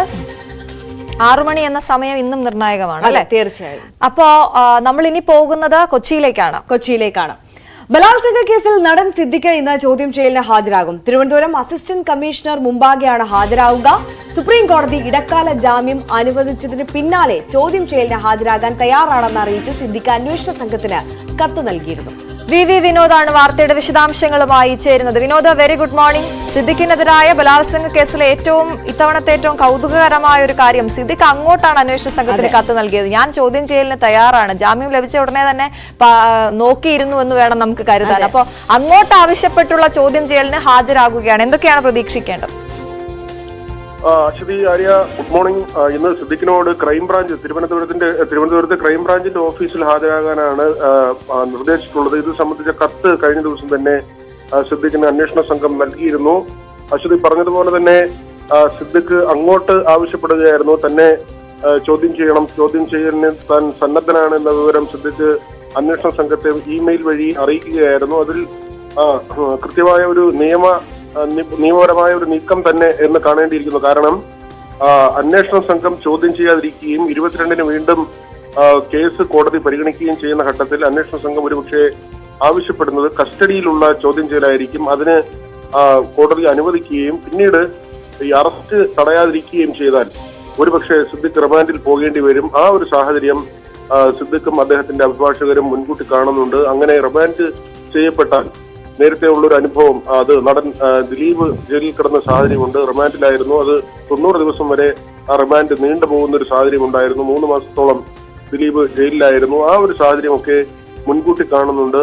മറ്റ് നടന്മാർക്കെതിരെ ഉയർന്നതുപോലുള്ള ആരോപണങ്ങളല്ല സിദ്ദിഖിനെതിരെ ഉയർന്നത്. മാത്രമല്ല, ദിലീപിന്റെ കേസുമായി താരതമ്യം ചെയ്യുമ്പോഴും ദിലീപ് നേരിട്ട് ആ കുറ്റകൃത്യത്തിൽ ഉൾപ്പെട്ടിട്ടില്ല. എങ്കിൽ കൂടിയും നേരിടേണ്ടി വരുന്ന നിയമ നടപടി സിനിമാ മേഖലയിലുള്ളവരുടെ മുന്നിൽ ഉണ്ട്. അത് സ്വാഭാവികമായും സിദ്ദിഖും അദ്ദേഹത്തിന്റെ അഭിഭാഷകരും അത് ഗൗരവമായി കാണുന്നത് കൊണ്ടാണ് ഈ തരത്തിലൊരു നീക്കം അവർ നടത്തിയത്.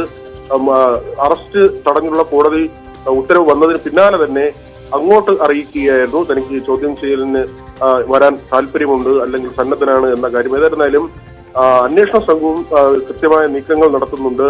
സിദ്ദിഖിനെ ചോദ്യം ചെയ്ത് വിട്ടയച്ചാലും 22-ന് ശേഷം വീണ്ടും വിശദമായ ചോദ്യം ചെയ്യൽ ആവശ്യപ്പെട്ട് സുപ്രീം കോടതിയിൽ കാര്യങ്ങൾ ധരിപ്പിക്കും. ആ വഴിക്കുള്ള നീക്കമായിരിക്കും അന്വേഷണ സംഘം നടത്തുക.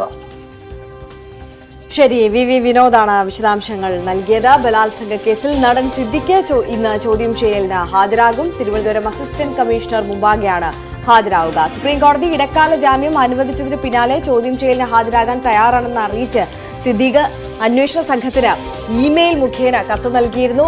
ചോദ്യം ചെയ്യലിനായി വിളിപ്പിക്കാമെന്നുള്ളത് മറുപടി അന്വേഷണ സംഘം നൽകുകയും ചെയ്തിരുന്നു. അതിന് പിന്നാലെയാണ് ഇന്നിപ്പോൾ തിരുവനന്തപുരത്ത് അന്വേഷണ സംഘത്തിന് മുമ്പാകെ സിദ്ദിഖ് എത്തുന്നത്. VV വിനോദാണ് വിശദാംശങ്ങൾ നൽകിയത്. മറ്റ് നിരവധി വാർത്തകളുണ്ട്, അതിലേക്ക് എത്താം ഒരു ചെറിയ ഇടവേളയ്ക്ക് ശേഷം.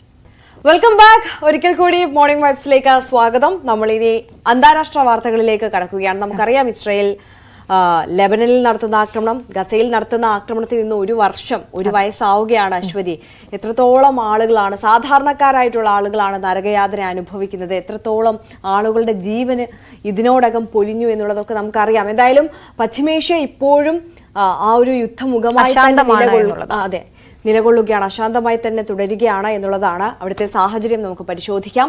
ഇസ്രായേൽ തുറമുഖ നഗരമായ ഹൈഫയ്ക്ക് നേരെ ഹിസ്ബുള്ളയുടെ ബോംബാക്രമണം. ഹമാസ് ഇസ്രായേലിനെ ആക്രമിച്ച വാർഷിക ദിനത്തിലാണ് ഹിസ്ബുള്ളയുടെ ആക്രമണം. 10-ലധികം പേർക്ക് പരിക്കേറ്റു. ഇസ്രായേലും തിരിച്ചടി തുടരുകയാണ്. ലെബനൻ തലസ്ഥാനമായ ബെയ്റൂട്ടിൽ വലിയ സ്ഫോടനങ്ങളാണ് നടന്നത്. ഇസ്രായേൽ ഹമാസ് യുദ്ധത്തിൽ ഇതുവരെ 41,870 പേരാണ് കൊല്ലപ്പെട്ടത്. 97,166 പേർക്ക് പരിക്കേറ്റു. വിവരങ്ങളുമായി സുവി വിശ്വനാഥൻ ഇന്റർനാഷണൽ ഡെസ്കിൽ നിന്ന് നമുക്കൊപ്പം ചേരുകയാണ്. സുവി, നമ്മൾ നേരത്തെ സൂചിപ്പിച്ചതുപോലെ തന്നെ അശാന്തമായി തുടരുകയാണ് പശ്ചിമേഷ്യ. ആക്രമണം പ്രത്യാക്രമണവും ഒക്കെയായി ഹിസ്ബുള്ളയും ഇസ്രായേലും ഹമാസും ഒക്കെ തുടരുന്ന സാഹചര്യത്തിൽ സാധാരണക്കാരായ ഒരുപാട് ആളുകൾ അവിടെ നരകയാതന അനുഭവിക്കുന്നത് തുടരുന്നു. ഇതിനോടകം എത്രയോ മനുഷ്യരുടെ ജീവനാണ് പൊലിഞ്ഞിരിക്കുന്നത്. പ്രത്യേകിച്ച് സ്ത്രീകളും കുട്ടികളുമാണ് ഈ ആക്രമണങ്ങളിലെല്ലാം കൂടുതലായും കൊല്ലപ്പെട്ടത്. അതോടൊപ്പം എത്രയോ ജനങ്ങളാണ് ജീവൻ കൈപ്പിടിച്ച് അവിടെ നിന്ന് പലായനം ചെയ്ത് രക്ഷപ്പെട്ട് ഓടിയത്. അത്തരത്തിൽ പശ്ചിമേഷ്യ അശാന്തമായി തുടരുമ്പോൾ ഇപ്പോഴത്തെ സാഹചര്യം, അതിൻ്റെ ഒരു വിശദാംശം.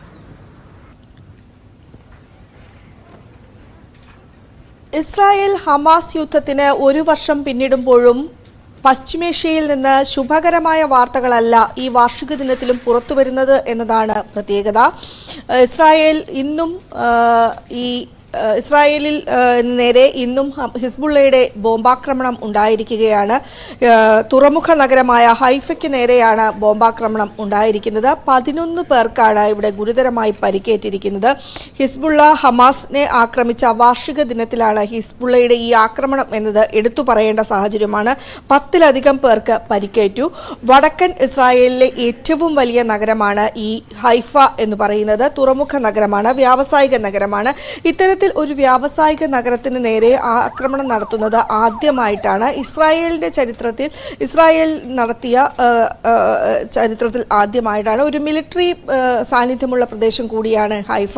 ഹൈഫയിലാണ് ഈ ഒരു സ്ഫോടനം നടന്നിരിക്കുന്നത്. ലെബനനിൽ നിന്ന് 30 കിലോമീറ്റർ ദൂരെയാണ് ഈ നഗരം എന്നതുകൂടെ എടുത്തു പറയണം. ഹിസ്ബുള്ളയാണ് ആക്രമണത്തിന് പിന്നിൽ എന്നാണ് ഇസ്രായേൽ ആരോപിക്കുന്നത്. ഇസ്രായേലും ഒപ്പം തന്നെ ഈ മറ്റൊരു നഗരമായ ടെബ്രിസിലും ആക്രമണം ഉണ്ടായിട്ടുണ്ട്. ടെബ്രിസിൽ റോക്കറ്റ് ആക്രമണമാണ് നടന്നിരിക്കുന്നത്. 5 മിസൈലുകളാണ് ഇവിടെ തൊടുത്തിരിക്കുന്നത്. ഈ 2 നഗരങ്ങളുടെയും പ്രത്യേകത എന്ന് പറഞ്ഞാൽ ആളുകൾ തിങ്ങിപ്പാർക്കുന്ന നഗരങ്ങളാണ്. അവിടെയാണ് ഈ ഒരു വാർഷിക ദിനത്തിൽ ആക്രമണം നടത്തിയിരിക്കുന്നത്. ഹിസ്ബുള്ളയാണ് ആക്രമണം നടത്തിയിരിക്കുന്നത്. സുവി വിശ്വനാഥനാണ് വിവരങ്ങൾ നൽകിക്കൊണ്ടിരിക്കുന്നത്. എന്തായാലും നേരത്തെ സൂചിപ്പിച്ചതുപോലെ തന്നെ ഇസ്രായേൽ ഹിസ്ബുള്ള യുദ്ധം, അതോടൊപ്പം ഹമാസ് യുദ്ധമൊക്കെ കലുഷിതമായി തന്നെ തുടരുന്ന സാഹചര്യം. 10-ലധികം പേർക്ക് പരിക്കേറ്റിരിക്കുന്നു എന്നാണ് ഏറ്റവും ഒടുവിൽ നമുക്ക് ലഭ്യമാകുന്ന വിവരങ്ങൾ. ഇത്തരത്തിൽ ഉള്ള യുദ്ധ സാഹചര്യം അവിടെ തുടരുന്നു, ഇപ്പോഴും നിലനിൽക്കുന്നു എന്ന് വേണം നമ്മൾ മനസ്സിലാക്കാൻ. ഇസ്രായേൽ തുറമുഖ നഗരമായ ഹൈഫയ്ക്ക് നേരെയാണ് ഹിസ്ബുള്ളയുടെ ബോംബാക്രമണം ഉണ്ടായിട്ടുള്ളത്. ഹമാസ് ഇസ്രായേലിനെ ആക്രമിച്ച വാർഷിക ദിനത്തിലാണ് ഹിസ്ബുള്ളയുടെ ഈ ആക്രമണം ഉണ്ടായിട്ടുള്ളത്. 10-ലധികം പേർക്ക് പരിക്കേറ്റു എന്നുള്ളതാണ് അറിയാൻ കഴിയുന്ന വിവരം. ഇസ്രായേലും തിരിച്ചടി തുടരുകയാണ്. ലെബനൻ തലസ്ഥാനമായ ബെയ്റൂട്ടിൽ വലിയ സ്ഫോടനങ്ങളാണ് നടന്നത്. ഇസ്രായേൽ ഹമാസ് യുദ്ധത്തിൽ 41,870 പേര്, 50,000-ഓളം പേർ കൊല്ലപ്പെട്ടു എന്ന് പറയുമ്പോൾ ആ യുദ്ധം അത് എത്രത്തോളം തീവ്രമാണ് എന്നുള്ളത് കൂടി നമ്മൾ ഈ സമയത്ത് അതിൽ ഇനിയും ഒരു അറുതി വന്നിട്ടില്ല എന്നുള്ളതാണ് അശ്വതി. അതിന് സമീപകാലത്തൊന്നും അറുതി വരാൻ പോകുന്നില്ല എന്നതും നമ്മളെ ഏറെ ആശങ്കപ്പെടുത്തുന്ന കാര്യമാണ്. നമുക്കറിയാം അവിടെ ഇപ്പോൾ ഇസ്രായേലിന്റെ ഒക്കെ കാര്യം എടുത്തു കഴിഞ്ഞാൽ അവിടെ നമുക്ക് പ്രിയപ്പെട്ടവർ ഇന്ത്യക്കാരുണ്ട്, മലയാളികളുണ്ട്. അവരുടെയൊക്കെ ജീവിതത്തെക്കുറിച്ചും ജീവനെക്കുറിച്ചും ഒക്കെ നമുക്ക് ആശങ്ക നിലനിൽക്കുന്ന സാഹചര്യം കൂടിയാണ്. നമ്മൾ ഈ ഓരോ ആക്രമണങ്ങൾ നടക്കുമ്പോഴും അവിടെയുള്ള മലയാളികളുമായും ഇന്ത്യക്കാരുമായും ബന്ധപ്പെടാൻ ശ്രമിക്കുമ്പോഴും അവിടെ നിന്ന് അവർ വലിയ ഭീതിയിലാണ് എന്നുള്ളത് തന്നെയാണ് നമുക്ക് മനസ്സിലാകുന്നത്. പ്രത്യേകിച്ച് പെട്ടെന്നൊരു യാത്ര ഇങ്ങോട്ടേക്ക് സാധ്യമാകാത്ത രീതിയിൽ അവിടെ അടിയന്തരാവസ്ഥ അടക്കം നിലവിൽ വരികയും ആ എമർജൻസി സിറ്റുവേഷനിൽ അങ്ങനെ തന്നെ തുടരേണ്ട അവസ്ഥയും ഒക്കെയുണ്ട്. നമുക്കറിയാം, നാട് വിട്ടു ഇവിടെ നിന്ന് മാറി നിൽക്കുന്നവരുടെ ഒരു അവസ്ഥ നമുക്കറിയാം. പക്ഷേ അവിടെയും ഇത്തരത്തിൽ യുദ്ധ സമാനമായ അല്ലെങ്കിൽ യുദ്ധത്തിന്റെ അന്തരീക്ഷം നിലനിൽക്കുമ്പോൾ അവർക്ക് എത്രത്തോളം അവർ വലിയ ആശങ്കയിലാണ് എന്നുള്ളതാണ് ഓരോ ദിവസവും നമുക്ക് അവരിൽ നിന്ന് മനസ്സിലാക്കാൻ സാധിക്കുന്നത്. സുവി നമുക്കൊപ്പം തുടരുന്നുണ്ട്. സുവി, എന്തായാലും ഹമാസിന്റെ സായുധ സേനയെ വിഭാഗത്തെ പൂർണ്ണമായും കീഴടക്കി എന്നുള്ള പ്രഖ്യാപനവുമായി ഇസ്രായേൽ രംഗത്ത് വന്നിട്ടുണ്ട് എന്നുള്ളതും ഏറ്റവും പുതിയ വാർത്തയായി നമുക്ക് മുമ്പിൽ നിൽപ്പുണ്ട്. കാരണം ഇന്ന് 1-ാം വാർഷികമാണ് ഹമാസിനെ ആക്രമിച്ചതിന്റെ, ഹമാസ് ആക്രമണം നടത്തിയതിന്റെ 1-ാം വാർഷികത്തിൽ നമ്മൾ എത്തി നിൽക്കുമ്പോൾ ഈ ഒരു ദിവസം ഹമാസിനെ പൂർണ്ണമായും കീഴടക്കിയിരിക്കുന്നു എന്നുള്ളൊരു പ്രഖ്യാപനവുമായാണ് ഇസ്രായേൽ രംഗത്തേക്ക് എത്തുന്നത്. ആര്യ, ഇസ്രായേൽ ഹമാസ് യുദ്ധത്തിന്റെ വാർഷിക ദിനത്തിലും പശ്ചിമേഷ്യ സമാധാനമില്ലാതെ തുടരുന്നു എന്നതാണ് വസ്തുത. നിരവധി ബോംബാക്രമണങ്ങളും റോക്കറ്റ് ആക്രമണങ്ങളുമാണ് ഈ ഭാഗങ്ങളിൽ നടക്കുന്നത്. ഇസ്രായേലിന്റെ തുറമുഖ നഗരത്തിന് നേരെയാണ് ഏറ്റവും വലിയ ആക്രമണം ഇപ്പോൾ നടന്നിരിക്കുന്നത്. ഹൈഫയ്ക്ക് നേരെയാണ് ആക്രമണം നടന്നിരിക്കുന്നത്. ഇതൊരു വ്യാവസായിക നഗരം കൂടിയാണ്. ഇത്തരത്തിൽ ഒരു വ്യാവസായിക നഗരത്തിന് മേൽ ആക്രമണം നടത്തുന്നത് ആദ്യമാണ്. 10-ലധികം ആളുകൾക്കാണ് ഇവിടെ പരിക്കേറ്റിരിക്കുന്നത്. ജനങ്ങൾ തിങ്ങിപ്പാർക്കുന്ന നഗരം കൂടിയാണ്. വടക്കൻ ഇസ്രായേലിലെ ഏറ്റവും വലിയ നഗരം കൂടിയാണ് ഇത്. മിലിറ്ററി സാന്നിധ്യമുള്ള പ്രദേശമാണ്. ലെബനനിൽ നിന്ന് 30 കിലോമീറ്റർ മാത്രമാണ് ഈ നഗരത്തിലേക്കുള്ള ദൂരം എന്നാണ് പറയുന്നത്. 5 മിസൈലുകളാണ് ഇവിടെ ഹിസ്ബുള്ള തൊടുത്തിരിക്കുന്നത് എന്നാണ് നമുക്ക് നിലവിൽ അറിയാൻ കഴിയുന്ന സാഹചര്യം. വടക്കൻ ഇസ്രായേലിലെ ടിബ്രീസ് നഗരത്തിലും റോക്കറ്റ് ആക്രമണം തുടരുകയാണ്. ഇവിടെ ഒരാൾക്കാണ് പരിക്കേറ്റത്. അതായത് ഈ ഒരു വാർഷിക ദിനത്തിൽ 2 നഗരങ്ങളെ, തന്ത്രപ്രധാനമായ 2 നഗരങ്ങളെയാണ് ഹിസ്ബുള്ള ആക്രമിച്ചിരിക്കുന്നത്. ലെബനനിൽ നിന്ന് വെറും 30 കിലോമീറ്റർ മാത്രം ദൂരത്തിലാണ് ഈ നഗരങ്ങൾ എന്നതാണ് ഏറ്റവും എടുത്തു പറയേണ്ട മറ്റൊരു പ്രത്യേകത. ലെബനൻ ഒരു ഭാഗത്ത്, അതായത് തെക്കൻ ഇസ്രായേലിൽ നിന്ന് സൈന്യത്തെ പിൻവലിക്കണം, അവിടെ വെടിനിർത്തൽ നടപ്പാക്കണം എന്ന് ഇസ്രായേൽ പറയുന്നുണ്ട്, എന്ന് ഹിസ്ബുള്ള പറയുന്നുണ്ട് എങ്കിൽ കൂടിയും ഈ ആക്രമണം തുടരുന്നു എന്നതാണ് നമുക്ക് ഏറ്റവും എടുത്തു പറയേണ്ട കാര്യം. അതേസമയം ബെയ്റൂട്ടിൽ ലെബനൻ തലസ്ഥാനമായ ബെയ്റൂട്ടിൽ ഇസ്രായേലിന്റെ ആക്രമണം തുടരുകയാണ്. ഒപ്പം തന്നെ ഇറാനുമായുള്ള സംഘർഷവും ഇപ്പോഴും വാക്തർക്കങ്ങളും മറ്റും തുടരുന്ന ഒരു സാഹചര്യം കൂടിയാണ്. ദർ അൽ ബലായിലെ അൽ അക്സ ആശുപത്രിയിലെ ഹമാസ് കേന്ദ്രങ്ങളിൽ ബോംബിട്ടു എന്നാണ് ഇസ്രായേൽ ഏറ്റവും പുതിയതായി പറഞ്ഞിരിക്കുന്നത്. 11 പേർക്കാണ് ഇവിടെ പരിക്കേറ്റിരിക്കുന്നത്. അൽ അക്സ ആശുപത്രി എന്ന് പറയുന്നത് നിരവധി അഭയാർത്ഥികൾ തമ്പടിക്കുകയും അവിടെ നിരവധി പേർക്ക് ചികിത്സ നൽകുകയും ചെയ്യുന്ന സ്ഥലമാണ്. അതുകൊണ്ട് തന്നെ ഈ അൽ അക്സയെ ആക്രമിക്കുന്നു എന്ന് പറയുമ്പോൾ അവിടെ നടക്കുന്നത് സാധാരണക്കാരുടെ ഒരു കൂട്ടക്കുരുതി എന്ന് തന്നെ നമുക്ക് വിശേഷിപ്പിക്കാം. കഴിഞ്ഞ തവണ, അതായത് കഴിഞ്ഞ 2023 ഒക്ടോബർ 7-നാണ് ഹമാസ് ആദ്യമായി ഇസ്രായേലിനെ ആക്രമിക്കുന്നത്. അന്ന് 200-ലധികം ബന്ദികളെ ആക്കുകയും ചെയ്തിരുന്നു. അവരെ വിട്ടുകൊടുക്കുന്ന സാഹചര്യം നിലവിൽ ഉണ്ടായിട്ടില്ല. ചിലരെയൊക്കെ വിട്ടുകൊടുത്തിട്ടുണ്ടെങ്കിൽ കൂടി ബാക്കിയുള്ളവർ ഇപ്പോഴും കസ്റ്റഡിയിൽ തുടരുകയാണ്. അതിനുശേഷം നിരവധി പേരാണ് അവിടെ മരിച്ചിരിക്കുന്നത്. അതായത് ഏറ്റവും ഇസ്രായേലിന്റെ തിരിച്ചാക്രമണം എന്ന് പറയുന്നത് മനുഷ്യ കവചം തീർക്കുകയാണ് ഹമാസും ഹിസ്ബുള്ളയും എന്നൊരു ആരോപണമാണ് ഇസ്രായേലിന്റെ ഭാഗത്തു നിന്ന് ഉണ്ടാകുന്നത്. ഇതുവരെ അവിടെ 41,870 പേർ കൊല്ലപ്പെട്ടു എന്നാണ് ഇസ്രായേലിന്റെ ഒരു കണക്ക് പ്രകാരം പുറത്തു വരുന്നത്. 97,166 പേർക്കാണ് ഇവിടെ പരിക്കേറ്റിരിക്കുന്നത്. 16,000 ആളുകൾക്ക് പരിക്കേറ്റ ഒരു യുദ്ധം അത്രയും ആഴത്തിലാണ് ആ ആക്രമണം ഉണ്ടായത് എന്നുള്ളതാണ്. എന്തായാലും ഒക്ടോബർ 7 അത് ലോകത്തെ ആകെ ഞെട്ടിച്ച ഒരു ദിവസമായിരുന്നു. അതിന്റെ ഓർമ്മയിലാണ് നമ്മളിപ്പോൾ ഉള്ളത്. നമ്മളിനി അന്താരാഷ്ട്ര വാർത്തകൾ നോക്കി ഇനി ദേശീയ വാർത്തകളിലേക്കാണ് പോകുന്നത്. ER രാഗേഷാണ് നമുക്കൊപ്പം ദേശീയ വാർത്തകളുമായി ചേരുന്നത്. ദേശീയ വാർത്തകളിലേക്ക് നോക്കുമ്പോൾ അശ്വതി, 2 പ്രധാനപ്പെട്ട കാര്യങ്ങളാണുള്ളത്. ഒന്ന്, ജമ്മു കശ്മീർ ഹരിയാന നിയമസഭാ തെരഞ്ഞെടുപ്പുകളുടെ വോട്ടെണ്ണൽ നാളെ ആണ് എന്നുള്ളതാണ്. കോൺഗ്രസ് അധികാരത്തിൽ വരുമെന്ന എക്സിറ്റ് പോൾ പ്രവചനങ്ങൾക്ക് പിന്നാലെ ദേശീയ നേതൃത്വവുമായുള്ള ചർച്ചയ്ക്കായി ഭൂപേന്ദർ സിംഗ് ഹൂഡ ഡൽഹിയിലെത്തി. മറ്റൊന്ന്, ചെന്നൈയിൽ വ്യോമസേനയുടെ അഭ്യാസ പ്രകടനം കാണാനെത്തിയ 5 പേർ മരിച്ചു. കനത്ത ചൂടും നിർജ്ജലീകരണവുമാണ് കാരണം എന്നുള്ളതാണ്. അതൊരു വലിയ വിഷയം തന്നെയാണ് അശ്വതി. 13 ലക്ഷത്തോളം ആളുകളാണ് അവിടേക്ക് തടിച്ചുകൂടിയത്. പക്ഷേ അവിടെ ഈ സാധാരണക്കാരായ ഉള്ള ആളുകൾക്ക് ഒരു കുടിവെള്ളം സംവിധാനം പോലും അവിടെ ഒരുക്കിയില്ല. അവിടുത്തെ തിരക്ക് നിയന്ത്രിക്കാൻ ഒരു സംവിധാനവും ഒരുക്കിയില്ല. അതേസമയം അവിടെ കാണാനെത്തിയ VIP-കൾക്ക് വേണ്ട എല്ലാ സൗകര്യങ്ങളും ഒരുക്കി നൽകി വലിയ ആരോപണമാണ് നിലനിൽക്കുന്നുണ്ട്. എന്തായാലും ER രാഗേഷ് നമുക്കൊപ്പം ചേരുകയാണ് വിശദാംശങ്ങളുമായി. ER, നമ്മൾ തുടക്കത്തിൽ സൂചിപ്പിച്ചതുപോലെ തന്നെ 2 പ്രധാനപ്പെട്ട കാര്യങ്ങളാണ്. ജമ്മു കശ്മീരിന്റെയും ഹരിയാനയുടെയും വിധി അത് നാളെ അറിയാമെന്നുള്ളത്. വലിയ ആത്മവിശ്വാസത്തിൽ കോൺഗ്രസ് ഉണ്ട്. ജമ്മു കശ്മീരിൽ ഇന്ത്യ സഖ്യമുണ്ട്. മറ്റൊന്ന്, ചെന്നൈയിലെ ഈ വ്യോമസേനയുടെ അഭ്യാസ പ്രകടന സമയത്തുണ്ടായ ദാരുണമായ സംഭവം. വിശദാംശങ്ങൾ. Aswathi, Arya, good morning. ഏതായാലും നാളെ നിർണായകമായ തെരഞ്ഞെടുപ്പ് ഫലം പുറത്തു വരാനിരിക്കുകയാണ് ജമ്മു കശ്മീരിലും ഹരിയാനയിലും. ജമ്മു എടുക്കുകയാണെങ്കിൽ ജമ്മു കശ്മീരിൽ 10 വർഷത്തിന് ശേഷം നടക്കുന്ന നിയമസഭാ തെരഞ്ഞെടുപ്പ് എന്ന് തന്നെയാണ് അതിൻ്റെ ഏറ്റവും പ്രധാനപ്പെട്ട സവിശേഷത. പ്രത്യേകിച്ച് ജമ്മു കശ്മീരിന്റെ പ്രത്യേക പദവി എടുത്തു കളഞ്ഞതിന് ശേഷം നടക്കുന്ന ആദ്യ നിയമസഭാ തെരഞ്ഞെടുപ്പിൽ ജമ്മു കശ്മീർ ജനത എങ്ങനെ വിധി എഴുതും എന്നതാണ് പ്രധാനപ്പെട്ട കാര്യം. കാരണം സംസ്ഥാനത്തിന് പ്രത്യേക പദവി എടുത്തു കളഞ്ഞതടക്കമുള്ള വിഷയങ്ങൾ പ്രചാരണ രംഗത്ത് വലിയ രീതിയിൽ ചർച്ചയായിരുന്നു. അതിപ്പോൾ BJP ആയാലും ഇന്ത്യ സഖ്യത്തിലെ അല്ലെങ്കിൽ മറ്റ് പാർട്ടികളായാൽ തന്നെ ഇതടക്കമുള്ള വിഷയങ്ങൾ ഊന്നിയായിരുന്നു പ്രചാരണം. ഏതായാലും എക്സിറ്റ് പോളുകളെല്ലാം തന്നെ ഒരു തൂക്ക് സഭയ്ക്കുള്ള സാധ്യതയാണ് പറയുന്നത്. അങ്ങനെയെങ്കിൽ ചെറു പാർട്ടികളടക്കം അല്ലെങ്കിൽ ലഭിക്കുന്ന സീറ്റുകൾ നിർണായകമാകുമെന്ന കാര്യത്തിൽ സംശയമില്ല. കോൺഗ്രസിനും ഒപ്പം തന്നെ നാഷണൽ കോൺഫറൻസും CPM ഉൾപ്പെട്ട സഖ്യം, ആ സഖ്യമാണ് ഏറ്റവും കൂടുതൽ സീറ്റുകൾ നേടുക എന്ന് ഏതാണ്ട് എല്ലാ എക്സിറ്റ് പോളുകളും വ്യക്തമാക്കിയിട്ടുണ്ട്. കാരണം 90 അംഗ നിയമസഭയിൽ 46 സീറ്റുകളാണ് കേവല ഭൂരിപക്ഷത്തിന് വേണ്ടത്.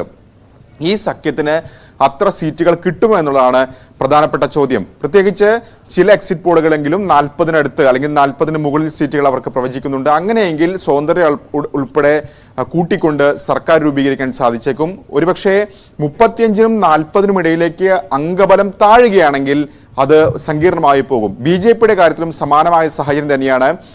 BJPയുടെ കാര്യത്തിൽ ജമ്മുവിലും കശ്മീരും നോക്കുകയാണെങ്കിൽ ജമ്മു ആണ് BJPയുടെ ശക്തി കേന്ദ്രം. കശ്മീരിൽ BJPക്ക് കാര്യമായ സ്വാധീനമില്ല. അതുകൊണ്ട് തന്നെ പരമാവധി സീറ്റുകൾ ജമ്മുവിൽ നിന്ന് സമാഹരിക്കുകയാണ്.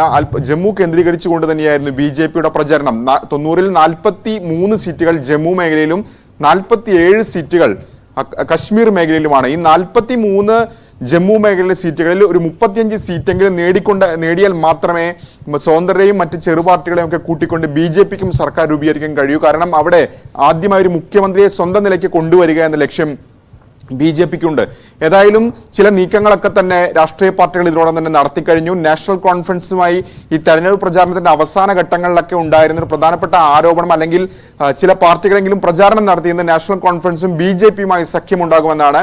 പക്ഷേ അതിനുള്ള സാധ്യത കുറവാണ്. നാഷണൽ കോൺഫറൻസ് തള്ളിക്കളയുകയും ചെയ്തിട്ടുണ്ട്. ഏതായാലും ഇതിനോടകം തന്നെ എക്സിറ്റ് പോൾ ഫലങ്ങൾ പുറത്തു വന്നതിന് പിന്നാലെ തന്നെ ചില ചർച്ചകളൊക്കെ തന്നെ പാർട്ടികൾ ആരംഭിക്കുകയും ചെയ്തിട്ടുണ്ട്. ഏതായാലും നാളെ രാവിലെ 8 മണിക്കാണ് നിർണായകമായ വോട്ടെണ്ണൽ നടക്കുന്നത്. ഹരിയാനയുടെ കാര്യത്തിലേക്ക് വരികയാണെങ്കിൽ ഹരിയാനയിലും സമാനമായ രീതിയിൽ തന്നെയാണ് കാര്യങ്ങൾ. പക്ഷേ അവിടെ കോൺഗ്രസിന് വ്യക്തമായ ഭൂരിപക്ഷം ഉണ്ടാകും എന്നാണ് എക്സിറ്റ് പോൾ ഫലങ്ങളൊക്കെ തന്നെ പറയുന്നത്. അതിന്റെ ആത്മവിശ്വാസം ഏതായാലും കോൺഗ്രസ് ക്യാമ്പിനുണ്ട്. കാരണം 10 വർഷം അവിടെ പ്രതിപക്ഷത്തിരിക്കുകയാണ്. നേരത്തെ തുടർച്ചയായി ഭരിച്ചിരുന്ന സംസ്ഥാനമാണ് ഹരിയാന. കോൺഗ്രസിനെ സംബന്ധിച്ചിടത്തോളം അതിൽ മാറ്റം വരാൻ പോകുന്നു എന്നതാണ് ഏറ്റവും പ്രധാനപ്പെട്ട കാര്യം. ഏതായാലും ഭൂപീന്ദർ സിംഗ് ഹൂഡ ഇന്നലെ തന്നെ ഡൽഹിയിലേക്ക് തിരിച്ചിട്ടുണ്ട്. ഹരിയാനയിൽ നിന്ന് ദേശീയ നേതൃത്വവുമായി അദ്ദേഹം ചർച്ച നടത്തുകയാണ്. കാരണം മുഖ്യമന്ത്രി സ്ഥാനത്തേക്ക് കൂടുതൽ സാധ്യത കൽപ്പിക്കപ്പെടുന്ന നേതാവാണ് നേരത്തെ 3 തവണ മുഖ്യമന്ത്രിയായ ഹൂഡ. പക്ഷേ മറ്റ് നേതാക്കളും അവകാശവാദം ഉന്നയിക്കുന്നുണ്ട് എന്നതാണ് പ്രധാനപ്പെട്ട കാര്യം. കുമാരി സെൽജ അടക്കമുള്ള നേതാക്കൾ അത്തരത്തിൽ പ്രതികരണം നടത്തിക്കഴിഞ്ഞു. ഹൈക്കമാൻഡ് ഇക്കാര്യത്തിൽ അന്തിമ തീരുമാനമെടുക്കുമെന്നുള്ളത് മാത്രമല്ല, ഹൂഡയുമായി അഭിപ്രായ വ്യത്യാസങ്ങൾ സെൽജയ്ക്കുണ്ട്. അപ്പോൾ കൂടുതൽ നേതാക്കൾ അവകാശവാദം ഉന്നയിക്കാൻ സാധ്യതയുള്ളപ്പോൾ രാഹുൽ ഗാന്ധി അടക്കമുള്ളവരുടെ നിലപാടും നിർണായകമാകും. ഏതായാലും കോൺഗ്രസിനെ സംബന്ധിച്ചിടത്തോളം BJPയെ സംബന്ധിച്ചിടത്തോളം ഏറെ നിർണായകമാണ് നാളത്തെ തെരഞ്ഞെടുപ്പ് ഫലം. പ്രത്യേകിച്ച് ലോക്സഭാ തെരഞ്ഞെടുപ്പിന് ശേഷം നടക്കുന്ന നിയമസഭാ തെരഞ്ഞെടുപ്പുകൾ എന്ന് തന്നെയാണ് ഏറ്റവും പ്രധാനപ്പെട്ട കാര്യം. മറ്റൊന്ന്, മഹാരാഷ്ട്ര അടക്കമുള്ള തെരഞ്ഞെടുപ്പ് ഫലത്തെയും സ്വാഭാവികമായും സ്വാധീനിക്കും. ഇന്ത്യ സഖ്യത്തെ സംബന്ധിച്ചും നിർണായകമാകുന്നത് ആ സഖ്യത്തിന്റെ ആത്മവിശ്വാസം നൽകുന്നതായിരിക്കും ഒരുപക്ഷെ അവർക്ക് വിജയിക്കാൻ സാധിക്കുകയാണെങ്കിൽ. അതുകൊണ്ട് തന്നെ ഏറെ നിർണായകമാണ് നാളത്തെ തെരഞ്ഞെടുപ്പ് ഫലം. ഇനി ചെന്നൈയിലേക്ക് വരികയാണെങ്കിൽ ചെന്നൈയിൽ ഇന്നലെയാണ് വ്യോമസേനയുടെ അഭ്യാസ പ്രകടനം എയർ ഷോ നടന്നത്. കാരണം വ്യോമസേനയുടെ 92ാം വാർഷികത്തിന്റെ ഭാഗമായാണ് ഇത്തരത്തിൽ എയർ ഷോ സംഘടിപ്പിച്ചത്. ഏതാണ്ട് 11 മണി മുതൽ 1 മണി വരെയായിരുന്നു എയർ ഷോ നിശ്ചയിച്ചിരുന്നത്. പക്ഷേ രാവിലെ 7 മണിക്ക് തന്നെ ആളുകൾ ഇത് കാണാനായി എത്തിയിരുന്നു. 12 ലക്ഷം പേർ മെറീന ബീച്ചിൽ ഒത്തുകൂടി എന്നാണ് ഇപ്പോൾ പുറത്തു വരുന്ന കണക്കുകൾ. അതായത് ഏതാണ്ട് 2 കിലോമീറ്റർ ദൂരത്തിൽ 12 ലക്ഷം ആളുകൾ ഒത്തുകൂടി. ഇതിനുശേഷം ഈ എയർ ഷോ ഒക്കെ നടന്നു. മുഖ്യമന്ത്രി അടക്കമുള്ള MK സ്റ്റാലിൻ അടക്കമുള്ള നേതാക്കളും ഈ എയർ ഷോയുടെ ഭാഗമാവുകയും ചെയ്തു. കാരണം വർഷങ്ങൾക്ക് ശേഷമാണ് ചെന്നൈയിൽ ഇത്തരത്തിൽ എയർ ഷോ സംഘടിപ്പിക്കപ്പെടുന്നത്. മാത്രമല്ല, ഈ 12 ലക്ഷം പേർ അവിടെ പങ്കെടുത്തോടുകൂടി ലിംക ബുക്സ് ഓഫ് റെക്കോർഡിൽ ഇത് ഇടം പിടിക്കുകയും ചെയ്തു. അതിനുശേഷം 1 മണിക്ക് ഈ എയർ ഷോ കഴിഞ്ഞതിന് ശേഷം ആളുകൾ പുറത്തു പോകാൻ ഏതാണ്ട് ഒരുമിച്ച് പോകാൻ ശ്രമിച്ചതോടുകൂടിയാണ് ഇത്തരത്തിലുള്ള അനിഷ്ട സംഭവങ്ങളും ദാരുണമായ സംഭവങ്ങളും ഉണ്ടായിട്ടുള്ളത്. ഏതായാലും കനത്ത ചൂടായിരുന്നു കഴിഞ്ഞ ദിവസങ്ങളിലൊക്കെ തന്നെ. അപ്പോൾ ഈ കനത്ത ചൂട്, നിർജ്ജലീകരണം അടക്കമുള്ള കാരണങ്ങളാണ് ഇത്തരത്തിൽ മരണത്തിന് കാരണമായത് എന്നാണ് ഇപ്പോൾ പ്രാഥമിക നിഗമനമായ ഡോക്ടർമാരടക്കം പറയുന്നത്. പക്ഷേ എന്താണ് കാരണമെന്ന് പോസ്റ്റ്മോർട്ടം റിപ്പോർട്ട് അടക്കം ലഭിച്ചാലേ വ്യക്തമാവുകയും ചെയ്തുള്ളൂ. ഏതായാലും 5 പേർ മരിച്ചു എന്നാണ് ഇപ്പോൾ ഏറ്റവും ഒടുവിലായി ലഭിക്കുന്ന വിവരം. മാത്രമല്ല ഇന്നലെ ആശുപത്രിയിൽ ചികിത്സ തേടിയത് ഏതാണ്ട് 100-ലധികം ആളുകളാണ്. ഇതിൽ പലരെയും പ്രാഥമിക ചികിത്സ നൽകിയ ശേഷം വിട്ടയക്കുകയും ചെയ്തിട്ടുണ്ട്. ഏതായാലും ഈ കാര്യമായ ഒരുക്കങ്ങൾ അവിടെ ഉണ്ടായിട്ടില്ല എന്ന ആരോപണം ഇതിനോടകം തന്നെ ശക്തമാവുകയും ചെയ്തിട്ടുണ്ട്. അശ്വതി, ആര്യ. ശരി, താങ്ക് യു. രാകേഷാണ് ദേശീയ വാർത്തകളുടെ വിശദാംശങ്ങൾ നമുക്ക് നൽകിയത്. ആര്യ, മറ്റൊരു വാർത്തയിലേക്ക് പോകുമ്പോൾ കുപ്രസിദ്ധ ഗുണ്ട ഓം പ്രകാശ് അറസ്റ്റിലായിരിക്കുന്നു. ഇന്നലെയാണ് ഓം പ്രകാശിനെ കൊച്ചി മരട് പോലീസ് കസ്റ്റഡിയിലെടുത്തത്. ലഹരി വസ്തുക്കൾ കൈവശം വെച്ചതിനാണ് അറസ്റ്റ്. ഓം പ്രകാശിനെ കോടതിയിൽ ഹാജരാക്കും. ആജ്ഞ രവീന്ദ്രൻ വിശദാംശങ്ങളുമായി നമുക്കൊപ്പം ചേരുകയാണ്. ആജ്ഞ, എങ്ങനെയാണ് ഈ കേസുമായി ബന്ധപ്പെട്ടിട്ടുള്ള കൂടുതൽ വിവരങ്ങൾ?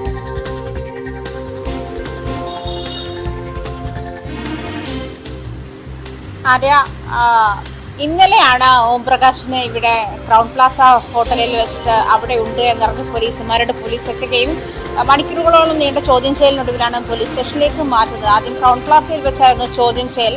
ആ ഘട്ടത്തിൽ പോലീസിന് കിട്ടിയ രഹസ്യ വിവരത്തെ തുടർന്നാണ് മയക്കുമരുന്ന് കൈവശം വെച്ചിട്ടുണ്ട് എന്ന രഹസ്യ വിവരത്തെ തുടർന്നാണ് ഓം പ്രകാശിനെ ചോദ്യം ചെയ്തത്.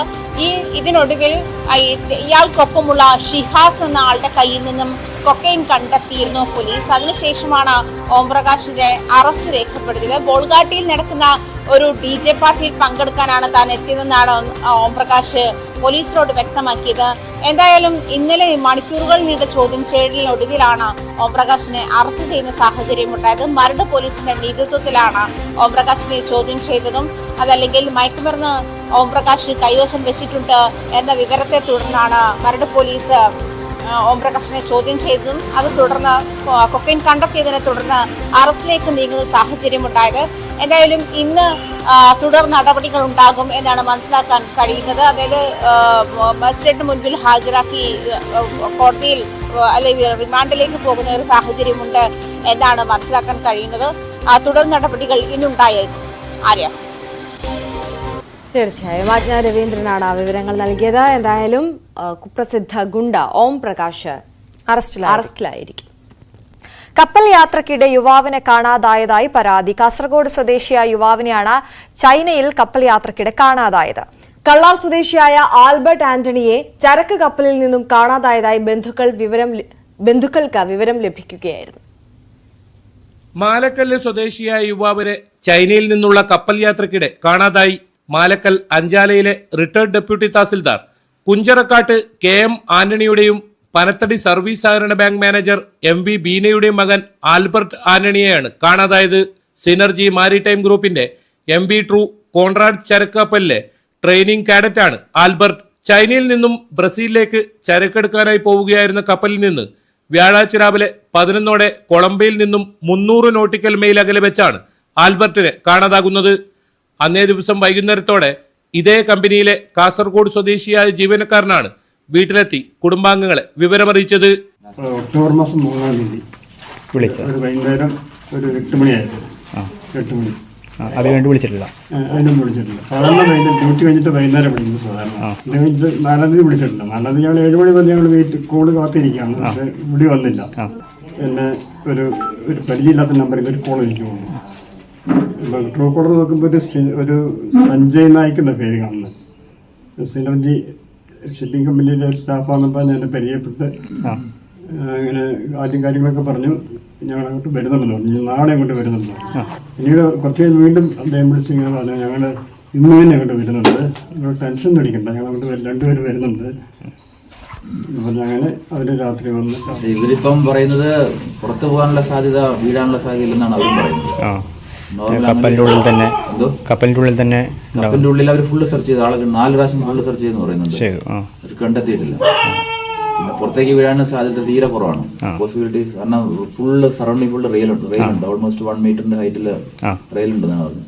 അതിന് സ്ലിപ്പായിട്ട് പോകാന്ന് പറഞ്ഞാൽ അല്ലെങ്കിൽ അൺകോൺഷ്യസ് ഒക്കെ ആയിട്ടൊക്കെ അതും റയർ ചാൻസ് ആണ്. സംഭവ സ്ഥലത്ത് നിന്ന് 3 കപ്പലുകൾ തിരച്ചിൽ നടത്തുന്നുണ്ട്. വിവരമറിഞ്ഞ് സഹോദരൻ അബി ദുബായിൽ നിന്നും നാട്ടിലെത്തി. മറ്റൊരു സഹോദരൻ അമൽ കാനഡയിലാണ്. ന്യൂസ് 18 കാസർഗോഡ്. അപ്പോൾ അതാണ് വാർത്ത. മറ്റൊരു കാര്യം അശ്വതി, പ്രധാനമായി നമുക്ക് പ്രേക്ഷകരോട് പറയാനുള്ളത് തിരുവനന്തപുരത്തെ ജലവിതരണം മുടങ്ങും എന്നുള്ളതാണ്. അതായത് ഇപ്പം പല ഘട്ടങ്ങളിലായി പല പ്രവൃത്തികളുടെ പേരിൽ ജലവിതരണം മുടങ്ങിയതും ദിവസങ്ങളോളം ഇടയ്ക്കൊരു ദിവസം വരാതിരുന്നതും ഒക്കെ നമ്മൾ കണ്ടതാണ്.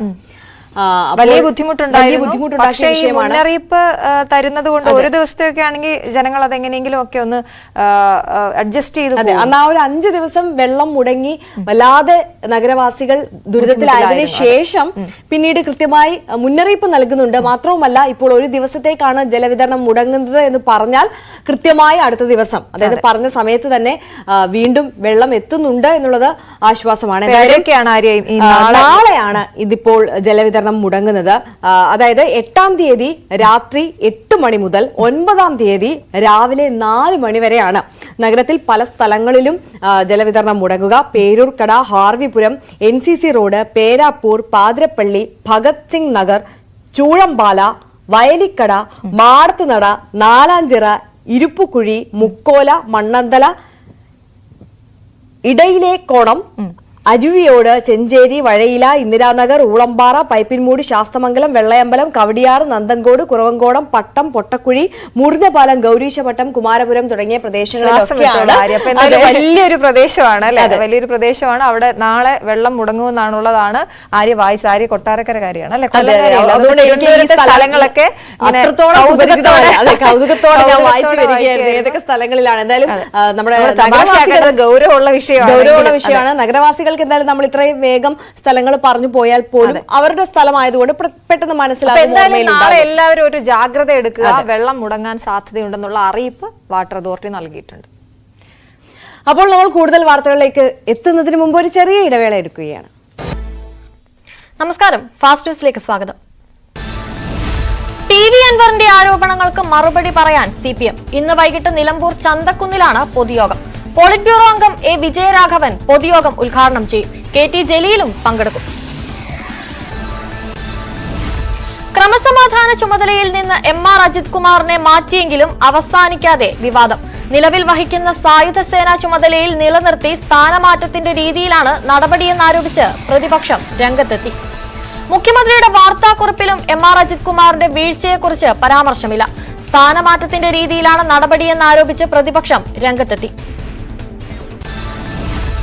ADGPയെ ക്രമസമാധാന ചുമതലയിൽ നിന്നും മാറ്റിയ നടപടിയിൽ സന്തോഷമെന്ന് CPI സംസ്ഥാന സെക്രട്ടറി ബിനോയ് വിശ്വം. ഇത് ഇടതുപക്ഷത്തിന്റെ വിജയമാണ്. ADGPയെ മാറ്റണമെന്ന ആവശ്യം ഉന്നയിച്ചത് CPI. നടപടി ഇത് മതിയോ എന്ന കാര്യത്തിൽ പിന്നീട് പ്രതികരിക്കാമെന്നും ബിനോയ് വിശ്വം. ADGP അജിത് കുമാറിന്റെ സ്ഥാനമാറ്റത്തിന് പിന്നാലെ ഫേസ്ബുക്ക് പോസ്റ്റുമായി PV അൻവർ. അജിത് കുമാറിന്റെ തലയിൽ നിന്ന് തൊപ്പി ഊരിക്കുമെന്ന് പറഞ്ഞവന്റെ പേര് അൻവർ എന്നാണ്, CMA എന്നാണ് ഫേസ്ബുക്ക് പോസ്റ്റ്. നിയമസഭാ സമ്മേളനം പ്രക്ഷുബ്ധമാകും. ദ ഹിന്ദുവിലെ വിവാദാഭിമുഖത്തിന്റെ മലപ്പുറം പരാമർശം സഭയിൽ ഉന്നയിക്കാൻ പ്രതിപക്ഷം. PR വിവാദവും പ്രതിപക്ഷം ആയുധമാക്കും.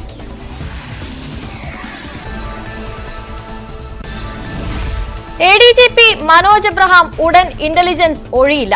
നിയമസഭാ സമ്മേളനം നടക്കുന്നതിനാൽ പകരം ചുമതല നൽകാതെ ഒഴിയാൻ കഴിയില്ല. പുതിയ ഇന്റലിജൻസ് മേധാവിയെ തീരുമാനിച്ചിട്ടില്ല. ADGPമാരുടെ എണ്ണക്കുറവ് പുതിയ ഉദ്യോഗസ്ഥനെ കണ്ടെത്തുന്നതിൽ തലവേദനയാകും.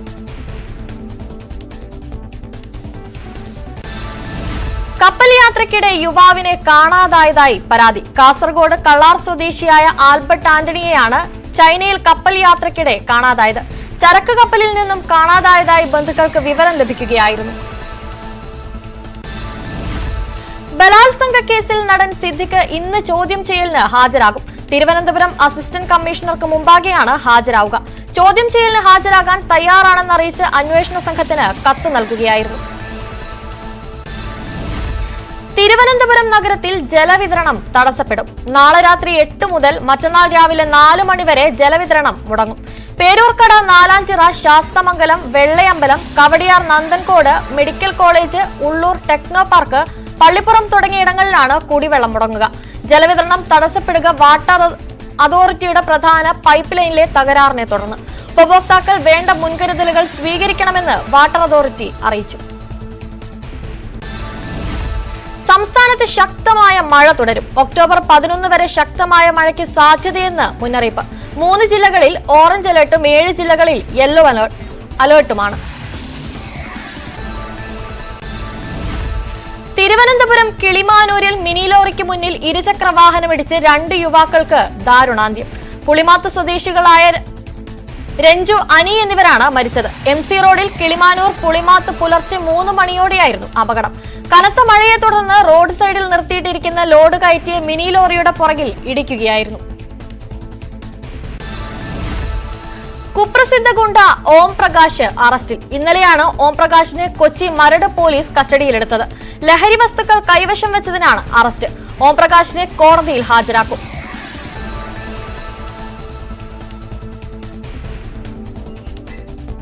ദേശീയ വാർത്തകൾ. ജമ്മുകശ്മീർ ഹരിയാന തെരഞ്ഞെടുപ്പ് ഫലം നാളെ അറിയാം. പ്രതീക്ഷയിൽ കോൺഗ്രസും BJPയും ഇന്ത്യ സഖ്യവും. ദേശീയ നേതൃത്വവുമായുള്ള ചർച്ചയ്ക്ക് ഭൂപീന്ദർ സിംഗ് ഹൂഡ ഡൽഹിയിൽ.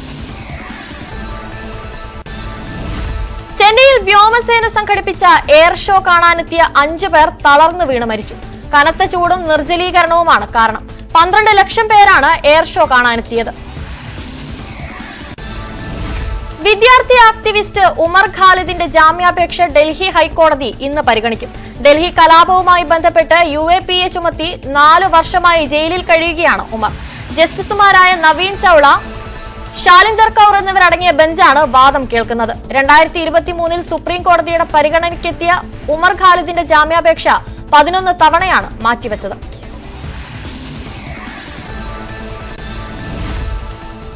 ഇപ്പോൾ VS സുനിൽകുമാർ മാധ്യമങ്ങളെ കാണുന്നു. തന്നെ നിലപാട് വ്യക്തമാക്കുകയും ചെയ്തിട്ടുണ്ട്. ഇപ്പൊ ഇതിനകത്ത് ഇന്ന് വന്ന വാർത്തകള് ഇന്നലെയൊന്നും രാവിലെ കിട്ടിയത് ഇന്നലെ രാത്രി വരെ കാത്തിരിക്കേണ്ട കാര്യമൊന്നും ഉണ്ടായിരുന്നില്ല. പല ഘട്ട ചർച്ചകൾ നടന്നതിന് ശേഷവും ഒരു തീരുമാനത്തിലേക്ക് പോയിരുന്നില്ല. പിന്നീട് CPI സംസ്ഥാന സെക്രട്ടറി ഒരു കത്ത് MV ഗോവിന്ദന് നൽകി. ആ MV ഗോവിന്ദന് നൽകിയ കത്ത് സ്വതന്ത്രമായ നിലപാട് ഇന്നുവരെ നടക്കുന്ന നിയമസഭാ സമ്മേളനത്തിൽ എടുക്കേണ്ടി വരും, ADGPയെ മാറ്റിയില്ല എങ്കിൽ.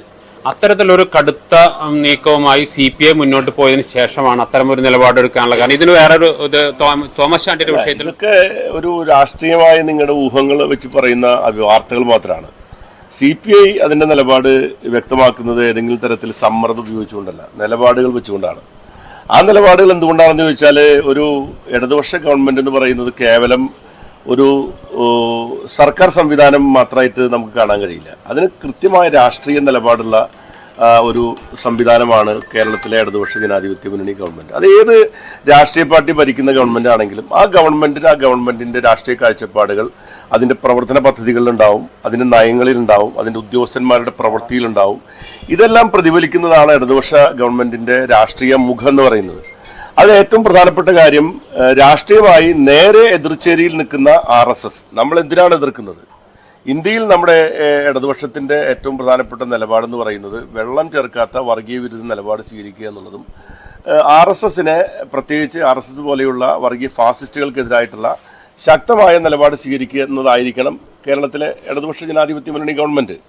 അതിന് വിരുദ്ധമായ ഒരു അഭിപ്രായ രൂപീകരണത്തിന് ADGPയുടെ ഈ ഒരു സന്ദർശനം RSSന്റെ നേതാക്കന്മാരുമായി പല ഘട്ടങ്ങളിൽ ദുരൂഹമായി നടത്തിയ സന്ദർശനത്തെ സംബന്ധിച്ച് ഉയർന്നു വന്നിട്ടുണ്ട്. ഈ പശ്ചാത്തലത്തിൽ ഒട്ടും താമസിക്കാതെ ADGP മാറ്റുക എന്ന തീരുമാനം ഗവൺമെന്റ് എടുക്കണം എന്ന് CPI ആവശ്യപ്പെടുന്നതിന് കാരണം അത് CPIയുടെ മാത്രം അഭിപ്രായം ആയതുകൊണ്ടല്ല, അത് ഒരു ഇടതുപക്ഷ രാഷ്ട്രീയത്തിന്റെ നിലപാടായതുകൊണ്ടാണ് നിരന്തരമായി ബിനോയ് വിശ്വത്തെ പോലെ സംസ്ഥാന സെക്രട്ടറി പറഞ്ഞുകൊണ്ടിരുന്നത് ഇതിന് ഇടതുപക്ഷ ഗവൺമെന്റിന് ഏത് പ്രശ്നങ്ങളിലും ഒരു ഇടതുപക്ഷ പരിഹാരം ഉണ്ടാവുക എന്നുള്ളതാണ്.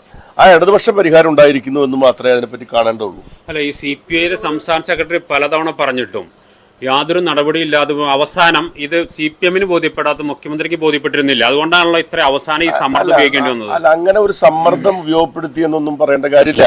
കാരണം ഒരു മുന്നണിയാകുമ്പോൾ പല രീതിയിലുള്ള ചർച്ചകൾ, ഒരു ഗവൺമെന്റ് ആകുമ്പോൾ പ്രത്യേകിച്ച് ഉന്നത ഉദ്യോഗസ്ഥന്മാരുമായി ബന്ധപ്പെട്ട കാര്യങ്ങളിലെല്ലാം ചർച്ചയുമായി ബന്ധപ്പെട്ടുകൊണ്ടുള്ള തീരുമാനങ്ങളൊക്കെ വരുന്നത് സ്വാഭാവികമാണ്.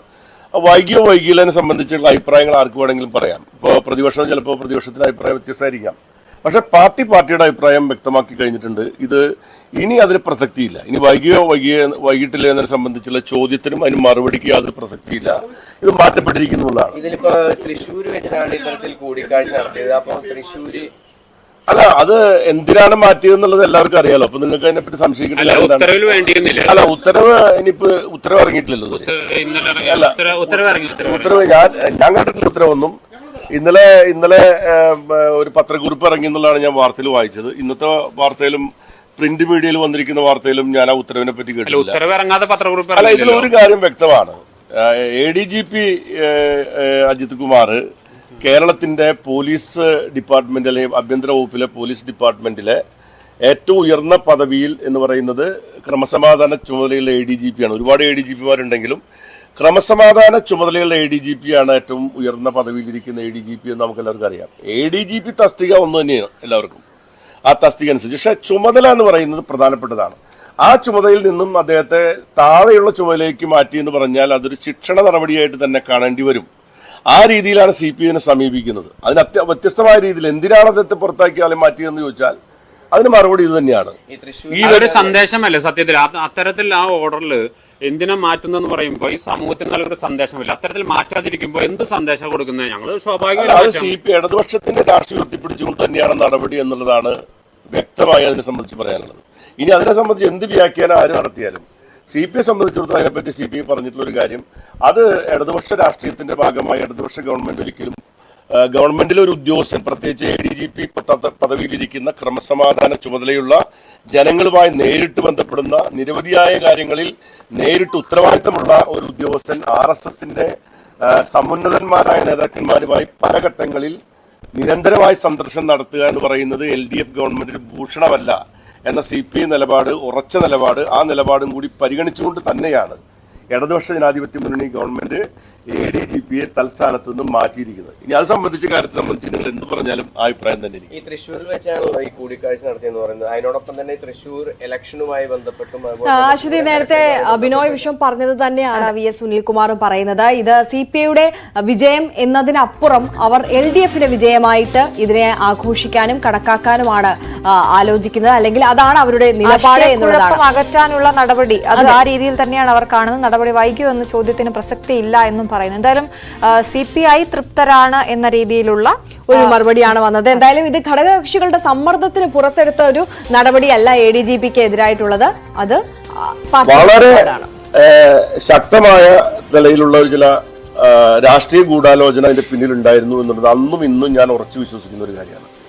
ബഹുമാനപ്പെട്ട മുഖ്യമന്ത്രി കഴിഞ്ഞ ദിവസം നടത്തിയ പത്രസമ്മേളനത്തിൽ തൃശൂർ പൂരവുമായി ബന്ധപ്പെട്ടുകൊണ്ടുള്ള ത്രിതല അന്വേഷണം പ്രഖ്യാപിച്ച ഘട്ടത്തിൽ അദ്ദേഹം ഇത് ശരിവെച്ചുകൊണ്ടാണ് അദ്ദേഹം സംസാരിച്ചത്. അതായത് തൃശൂർ പൂരം അലങ്കോലപ്പെട്ടതിന്റെ പിന്നിൽ ചില രാഷ്ട്രീയ ഗൂഢാലോചന ഉണ്ടായിട്ടുണ്ട് എന്ന് അദ്ദേഹം അതിനകത്ത് ചൂണ്ടിക്കാണിക്കുന്നത് ഞാൻ പറയട്ടെ. അപ്പോ അതിനുശേഷം അതിനകത്ത് ആ റിപ്പോർട്ടിന്റെ അടിസ്ഥാനത്തിൽ അദ്ദേഹം പറഞ്ഞു, തൃശൂർ പൂരം അലങ്കോലപ്പെടുന്നതിൽ ADGPയുടെ ഗുരുതരമായ വീഴ്ചയും സർക്കാർ പരിഗണിച്ചുകൊണ്ട് 3 തല അന്വേഷണങ്ങളിൽ 2 ADGPമാരെ 2 മേഖലയെ അന്വേഷിക്കാൻ തീരുമാനിച്ചപ്പോൾ ADGPയുടെ വീഴ്ചയെ സംബന്ധിച്ച് അന്വേഷിക്കാൻ വേണ്ടി DGP തന്നെ നേരിട്ടുകൊണ്ടുള്ള ഒരു അന്വേഷണ സംവിധാനമാണ് ഏർപ്പെടുത്തിയിരിക്കുന്നത്. അപ്പോ ഈ പൂരം അലങ്കോലപ്പെട്ടതുമായി ബന്ധപ്പെട്ടുകൊണ്ട് രാഷ്ട്രീയ ഗൂഢാലോചന നടന്നിട്ടുണ്ട് എന്ന് മുഖ്യമന്ത്രി തന്നെ പ്രഖ്യാപിക്കുകയും അത് ഗവൺമെന്റിന്റെ നിലപാടായി പറയുകയും ചെയ്തിട്ടുണ്ട്.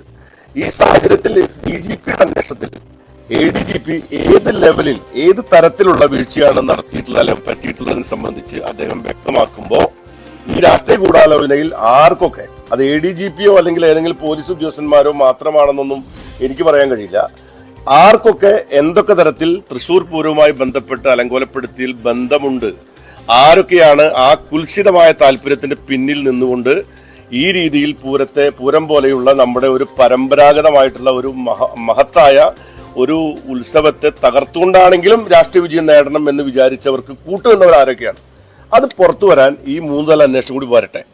അപ്പോൾ ഇത് ഇപ്പോഴത്തെ നടപടിയും തൃശൂർ പൂരവുമായി ബന്ധപ്പെട്ടുണ്ടായിരിക്കുന്ന അലങ്കോലപ്പെടുത്തിയ കാര്യങ്ങളും ഒന്നിച്ചു കൂട്ടിക്കലർത്തി ആ രീതിയിലേക്ക് പോകാൻ ഇപ്പൊ ഞാൻ താല്പര്യപ്പെടുന്നില്ല. എന്തായാലും ആ കാര്യം കൂടി വരട്ടെ, വരുമ്പോൾ വ്യക്തമായിട്ട് മനസ്സിലാവും.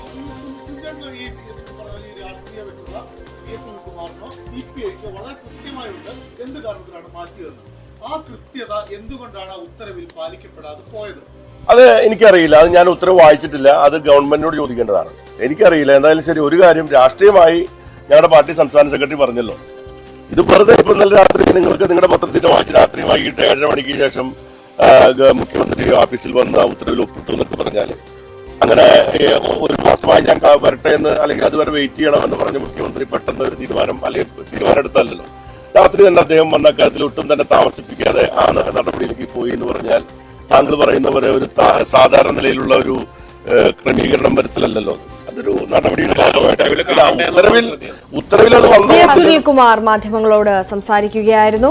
എന്തായാലും പൂരം കലക്കലിൽ ഗൂഢാലോചന നടന്നു എന്ന അദ്ദേഹത്തിന്റെ വാദത്തിൽ ഉറച്ചു നിൽക്കുകയാണ്. ഇപ്പോൾ അദ്ദേഹം അതിനെക്കുറിച്ചാണ് സംസാരിച്ചുകൊണ്ടിരിക്കുന്നത്. ശക്തമായ ഗൂഢാലോചന അതിന് പിന്നിൽ നടന്നുവെന്നും രാഷ്ട്രീയ ഗൂഢാലോചന ഉണ്ടായി എന്നും ആവർത്തിക്കുകയാണ് വി എസ് സുനിൽകുമാർ. എന്തായാലും അത് സർക്കാരും അംഗീകരിക്കുന്നതായി കൂടിയാണ് അദ്ദേഹം പറയുന്നത്. അത്തരത്തിൽ മുഖ്യമന്ത്രിയും പറഞ്ഞിട്ടുണ്ട് എന്നുള്ളതും അദ്ദേഹം ഇതിൽ പരാമർശിക്കുകയുണ്ടായി. എന്തായാലും ADGPക്കെതിരായ നടപടി സ്വാഗതം ചെയ്യുന്നു എന്നുള്ളത് തന്നെയാണ് അതിൽ ഏറ്റവും പ്രധാനപ്പെട്ട കാര്യം. അതെ, തീർച്ചയായും. മറ്റൊരു വാർത്തയിലേക്ക് കടക്കുമ്പോൾ MR അജിത് കുമാറിനെതിരായ നടപടി ഒഴിവാക്കിയത് DGP നൽകിയ റിപ്പോർട്ടിലെ ഗുരുതര പരാമർശം അവഗണിച്ച്. RSS കൂടിക്കാഴ്ചയിൽ ഗുരുതര പരാമർശങ്ങൾ DGPയുടെ റിപ്പോർട്ടിൽ ഉണ്ടായിരുന്നെങ്കിലും സ്ഥാനമാറ്റം മാത്രമാക്കി ഒതുക്കി. DGPയുടെ അഭിപ്രായവും തേടിയില്ല. DGP പദവി ഉൾപ്പെടെയുള്ള നേട്ടങ്ങളാണ് കൂടിക്കാഴ്ചയുടെ ലക്ഷ്യമെന്ന് സംശയമുണ്ടെന്ന് DGPയുടെ റിപ്പോർട്ടിലുണ്ട്. VV വിനോദ് വിവരങ്ങളുമായി ചേരുകയാണ്. വിനോദ്, ഇതിപ്പോൾ DGP പദവി ലക്ഷ്യം വെച്ചുകൊണ്ടുള്ള നീക്കങ്ങളാണ് ADGPയുടെ ഭാഗത്തു നിന്ന് ഉണ്ടായത് എന്നതടക്കമുള്ള കാര്യങ്ങൾ എന്ന് പറയുമ്പോൾ വളരെ ഗുരുതരമായ പരാമർശങ്ങളാണ് ADGPക്കെതിരെ DGP റിപ്പോർട്ടിൽ പറഞ്ഞിട്ടുള്ളത്, അല്ലേ?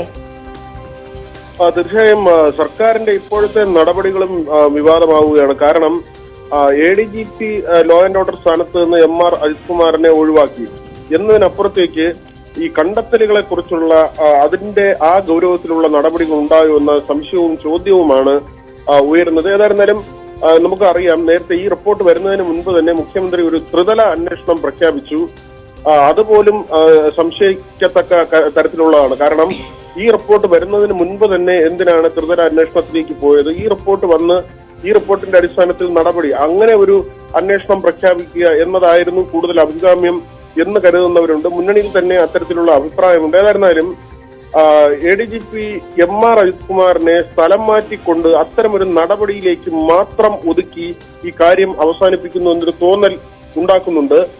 കാരണം RSS നേതാക്കളുമായുള്ള കൂടിക്കാഴ്ച അത് അത്യന്തം ഗൗരവമുള്ള ഒരു കാര്യം തന്നെയെന്നാണ് DGP തുടക്കം മുതൽ പറയുന്നത്. നേരത്തെ മുഖ്യമന്ത്രിയെ ധരിപ്പിച്ചതും ഇപ്പോൾ അദ്ദേഹത്തിന്റെ റിപ്പോർട്ടിന്റെ ഭാഗമായി ചേർത്തിട്ടുള്ളതും അക്കാര്യമാണ്. കാരണം ഈ കൂടിക്കാഴ്ച എന്തിനായിരുന്നു എന്നതിന്റെ കാരണം അത് വ്യക്തിപരമാണ് എന്ന് പറയുമ്പോഴും എന്തിനു വേണ്ടി എന്നത് സംബന്ധിച്ച് ഇതുവരെ കണ്ടെത്താൻ കഴിഞ്ഞിട്ടില്ല. അതുകൊണ്ട് തന്നെയാണ് പല ലക്ഷ്യങ്ങളും ഉള്ളിൽ വെച്ച് അജിത് കുമാർ നടത്തിയ നീക്കമാണ്. ഒരിക്കലും ഒരു ഉദ്യോഗസ്ഥൻ, IPS ഉദ്യോഗസ്ഥൻ ചെയ്യാൻ പാടില്ലാത്ത കാര്യങ്ങളാണ്. അത് വഴിവിട്ട നീക്കമാണ്, സർവീസ് ചട്ടത്തിന്റെ ലംഘനമാണ്. അത്തരം കാര്യമാണ് ADGPയുടെ ഭാഗത്തു നിന്നുണ്ടായത്. അദ്ദേഹത്തെ ഈ കസേരയിൽ നിന്ന് മാറ്റിക്കൊണ്ടുള്ള കഴിഞ്ഞ ദിവസത്തെ ഉത്തരവിൽ പോലും എന്തിന്റെ അടിസ്ഥാനത്തിൽ അല്ലെങ്കിൽ എന്തുകൊണ്ട് ഇത്തരമൊരു ആക്ഷൻ എന്ന കാര്യം പറയുന്നില്ല. സാധാരണ റുട്ടീനായി പോലീസ് തലപ്പത്ത് അഴിച്ചുപണികൾ നടക്കാറുണ്ട്. ഇന്റലിജൻസിൽ നിന്ന് ക്രൈംബ്രാഞ്ചിലേക്കും, ക്രൈംബ്രാഞ്ചിൽ നിന്ന് ഫയർഫോഴ്സിലേക്കും ഒക്കെയും ഓരോ ഘട്ടങ്ങളിലും ഉദ്യോഗസ്ഥരെ അങ്ങോട്ടും ഇങ്ങോട്ടും മാറ്റാറുണ്ട്. അത് ഒരു റുട്ടീൻ പ്രക്രിയയാണ്. പോലീസ് തലപ്പത്ത് കാലാകാലങ്ങളിൽ അഴിച്ചുപണി ഉണ്ടാകാറുണ്ട്. പക്ഷേ അതിനപ്പുറത്തേക്ക് ഒരു റിപ്പോർട്ടിന്റെ ഭാഗമായി ഒരു ADGPയെ മാറ്റുമ്പോൾ അത് എന്തിന് എന്നത് ഈ ഉത്തരവിന്റെ ഭാഗമായി വരേണ്ടതാണ്. സാധാരണ വീഴ്ചകൾ ഉണ്ടെങ്കിൽ അല്ലെങ്കിൽ ഏതെങ്കിലും തരത്തിലുള്ള കൃത്യവിലോപം ഉണ്ടെങ്കിൽ, എന്തെങ്കിലും കണ്ടെത്തലുകൾ ഉണ്ടെങ്കിൽ, തെറ്റായ നടപടിയുടെ പേരിലാണ് ഇങ്ങനെ സ്ഥലം മാറ്റം ഉൾപ്പെടെയുള്ള കാര്യങ്ങൾ ഉണ്ടെങ്കിൽ സർക്കാർ ഉത്തരവുകളിൽ അക്കാര്യം വ്യക്തമാക്കും എന്തിനാണ് ഈ നടപടി എന്ന കാര്യം. പക്ഷേ ഇവിടെ MR അജിത് കുമാറിന്റെ ഉത്തരവുമായി ബന്ധപ്പെട്ട് യാതൊരുവിധ കാരണങ്ങളും സൂചിപ്പിക്കുന്നില്ല എന്നതാണ്.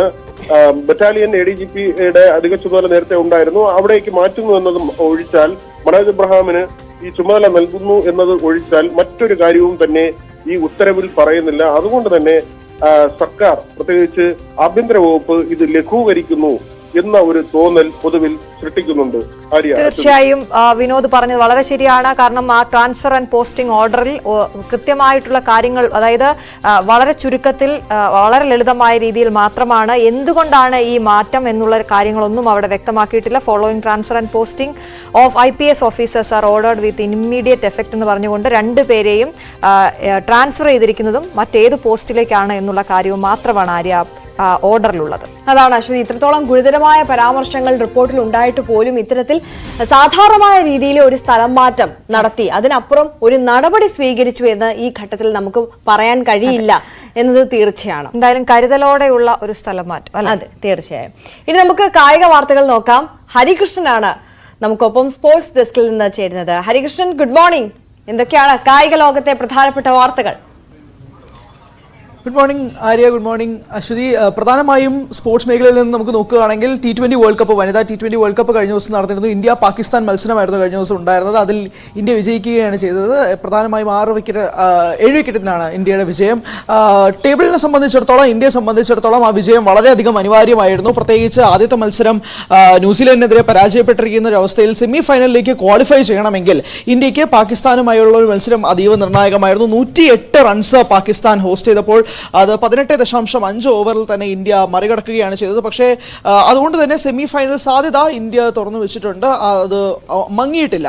പക്ഷേ പ്രധാനമായും ഇന്ത്യൻ സ്ക്വാഡിനെ സംബന്ധിച്ചിടത്തോളം ഹർമൻപ്രീത് കൗർ കഴിഞ്ഞ ദിവസം ബാറ്റ് ചെയ്തുകൊണ്ടിരുന്ന സമയത്ത് നെക്ക് ഇഞ്ചുറി സംഭവിക്കുകയുണ്ടായി. ക്യാപ്റ്റനാണ്, അതുകൊണ്ട് തന്നെ റിട്ടയർഡ് ഹേർട്ടായിട്ട് ഹർമൻപ്രീത് കൗർ തിരിച്ച് ഡഗൌട്ടിലേക്ക് പോകുന്നൊരു സാഹചര്യവും ഉണ്ടായി. വരും മത്സരങ്ങളിൽ ഹർമൻപ്രീത് കളിക്കുമോ എന്നുള്ള ഒരു സാഹചര്യം കൂടെ നിലവിൽ നിൽക്കുന്നുണ്ട്. അത് ടീം ഇന്ത്യയെ സംബന്ധിച്ചിടത്തോളം തന്നെ ഒരു വലിയൊരു ആശങ്കയായി തന്നെ നിലനിൽക്കുകയാണ്. പക്ഷേ ആദ്യത്തെ മത്സരത്തിലെ തോൽവി അത്രയധികം ക്ഷീണിതരായ ഇന്ത്യൻ വനിതാ ടീം വലിയ തിരിച്ചുവരവാണ് പാകിസ്ഥാനെതിരെ നടത്തിയിരിക്കുന്നത് എന്ന് നിസ്സംശയം പറയാൻ സാധിക്കുന്ന ഒരു മത്സരം തന്നെയായിരുന്നു കഴിഞ്ഞ ദിവസം നടന്നിരുന്നത്. ആദ്യ മത്സരം ഷാർജയിലായിരുന്നു. പിച്ച് വളരെയധികം ഇന്ത്യൻ ടീമിനെ ബുദ്ധിമുട്ടിക്കുന്ന ഒരു കാഴ്ചയുണ്ടായിരുന്നു. എന്നാൽ ഇന്നലത്തെ മത്സരം ദുബായിലായിരുന്നു മത്സരം. അത് പ്രധാനമായും ഇന്ത്യൻ ടീമിനെ സംബന്ധിച്ചിടത്തോളം തന്നെ ഒരു അവർക്ക് പരിചയ സംബന്ധമായ പിച്ചായി മാറുന്ന ഒരു കാഴ്ചയാണ് ഉണ്ടായിരുന്നത്. അതുകൊണ്ട് തന്നെ ഇന്ത്യൻ ടീമിനെ സംബന്ധിച്ചിടത്തോളം കഴിഞ്ഞ ദിവസത്തെ മത്സരവും അവരുടെ ഒരു കോൺഫിഡൻസ് തിരിച്ചു പിടിക്കാൻ ഒരു സാഹചര്യം തന്നെ ഉണ്ടാവുകയും ചെയ്തു എന്നുള്ളതാണ് വനിതാ ടീമിനെ സംബന്ധിച്ചിടത്തോളം ഏറ്റവും പ്രധാനപ്പെട്ടതായി നിൽക്കുന്നത്. മലയാളിയായ ആശാ ശോഭനയ്ക്ക് കഴിഞ്ഞ ദിവസം ഒരു വിക്കറ്റ് നേടുകയും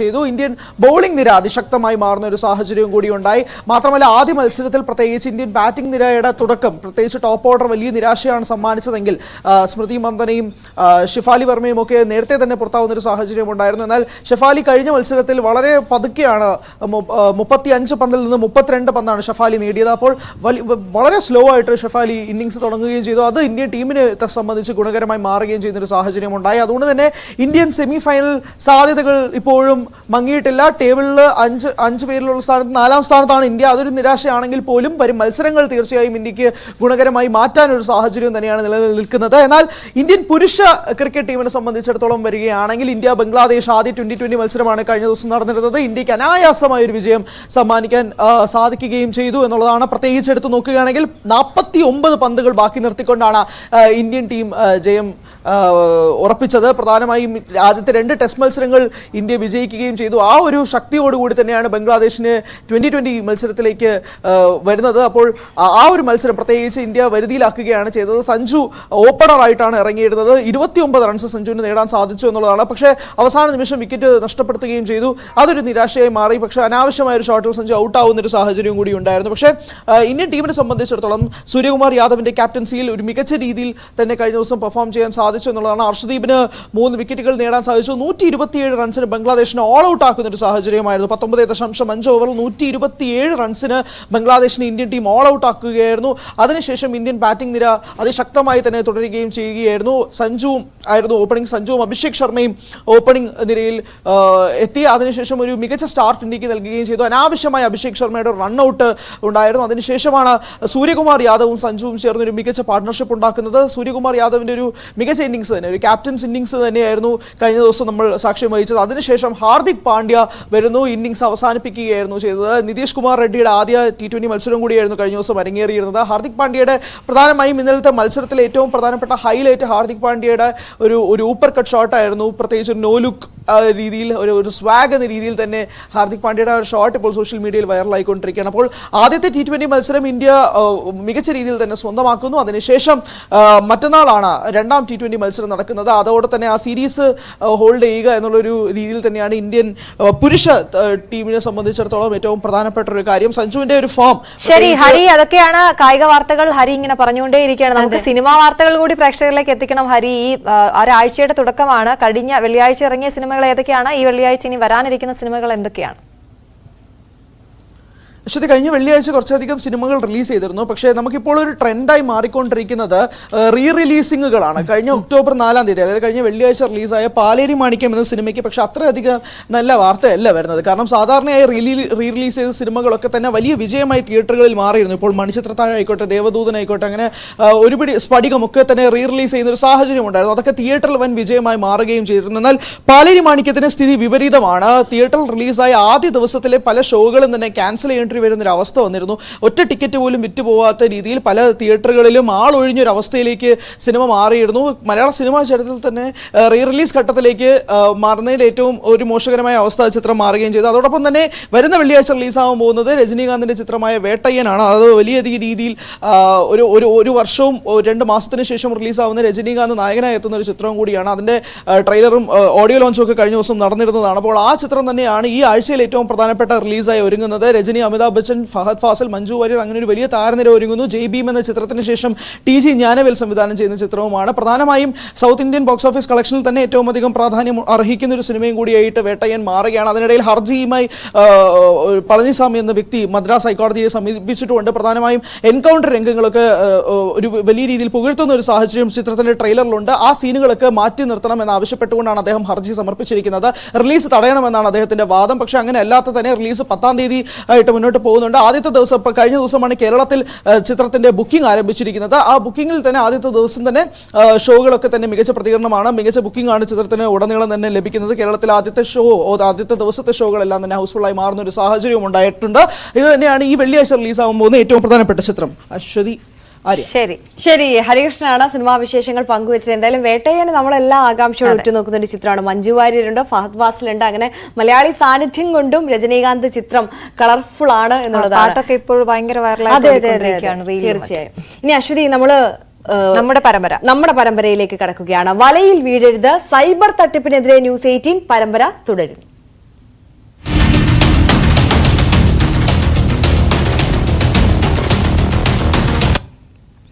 ആർട്ടിഫിഷ്യൽ ഇന്റലിജൻസ് സാങ്കേതിക വിദ്യ ഉപയോഗിച്ച് രാജ്യത്ത് റിപ്പോർട്ട് ചെയ്ത ആദ്യ തട്ടിപ്പ് കേസ് കോഴിക്കോട് സ്വദേശി രാധാകൃഷ്ണന്റേതായിരുന്നു. സുഹൃത്തെന്ന വ്യാജേനയുള്ള വാട്സ്ആപ്പ് വീഡിയോ കോളിലൂടെ രാധാകൃഷ്ണന് 40,000 രൂപയാണ് നഷ്ടപ്പെട്ടത്. മാസങ്ങൾ നീണ്ട അന്വേഷണത്തിൽ കേസിലെ മുഴുവൻ പ്രതികളെയും പോലീസ് പിടികൂടി. നഷ്ടമായ പണം രാധാകൃഷ്ണന് മടക്കി ലഭിച്ചു.